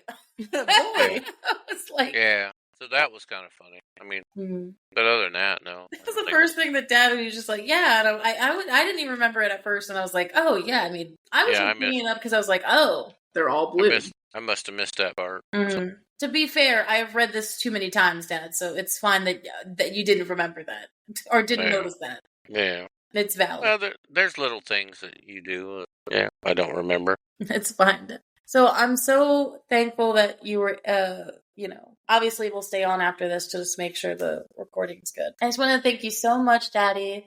This was so fun. Did you have a good time? Oh, yeah. Yeah, you guys are welcome. I'll do it anytime. Talking about, did we easily get through the sex without, see, Oh, yeah, that's fine. There is a thing, though, where it's like, I don't know, daughters, it's easier to talk to moms about it than dads. Oh, yeah. I bet if I was a boy, it'd be easier for you to talk to me a little bit. You can talk to me about anything. Oh, that's... Well, maybe not everything. Maybe not everything. Well, everything to a limit. Everything to a limit, okay? Well, I'll tell you, okay, I don't want to hear it. No, I get it. Well, there's been nothing to tell, so I wouldn't be able to tell you anyway, so.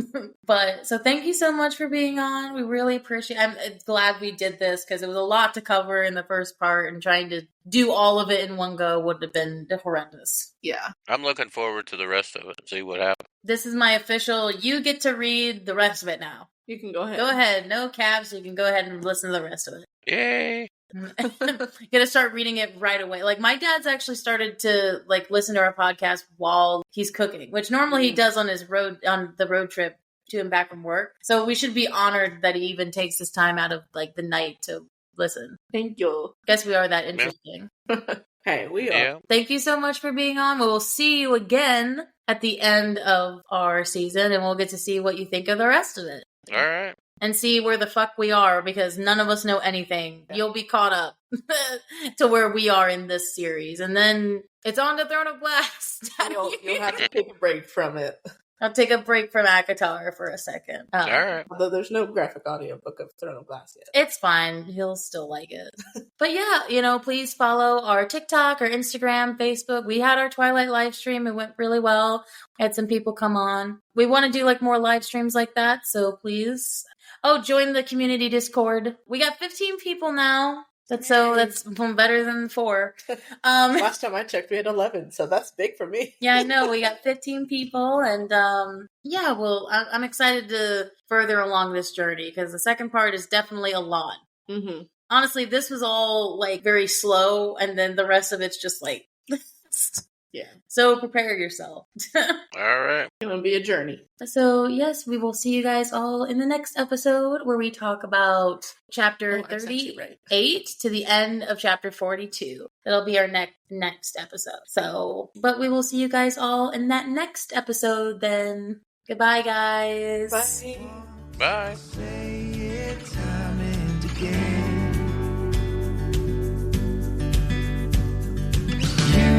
My love, I'll be yours till the end. And so our story goes. You're all I'll ever know. We're gonna be alright. I'm yours, you're mine. Our love is once in a lifetime. We're gonna be alright, even on the line, 'cause our love is once in a lifetime.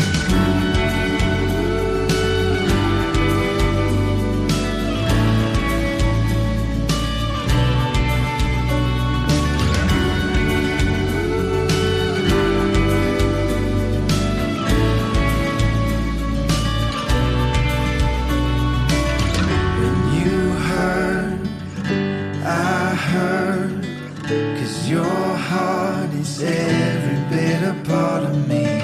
Where you go, I go, 'cause your heart is every bit a part of me.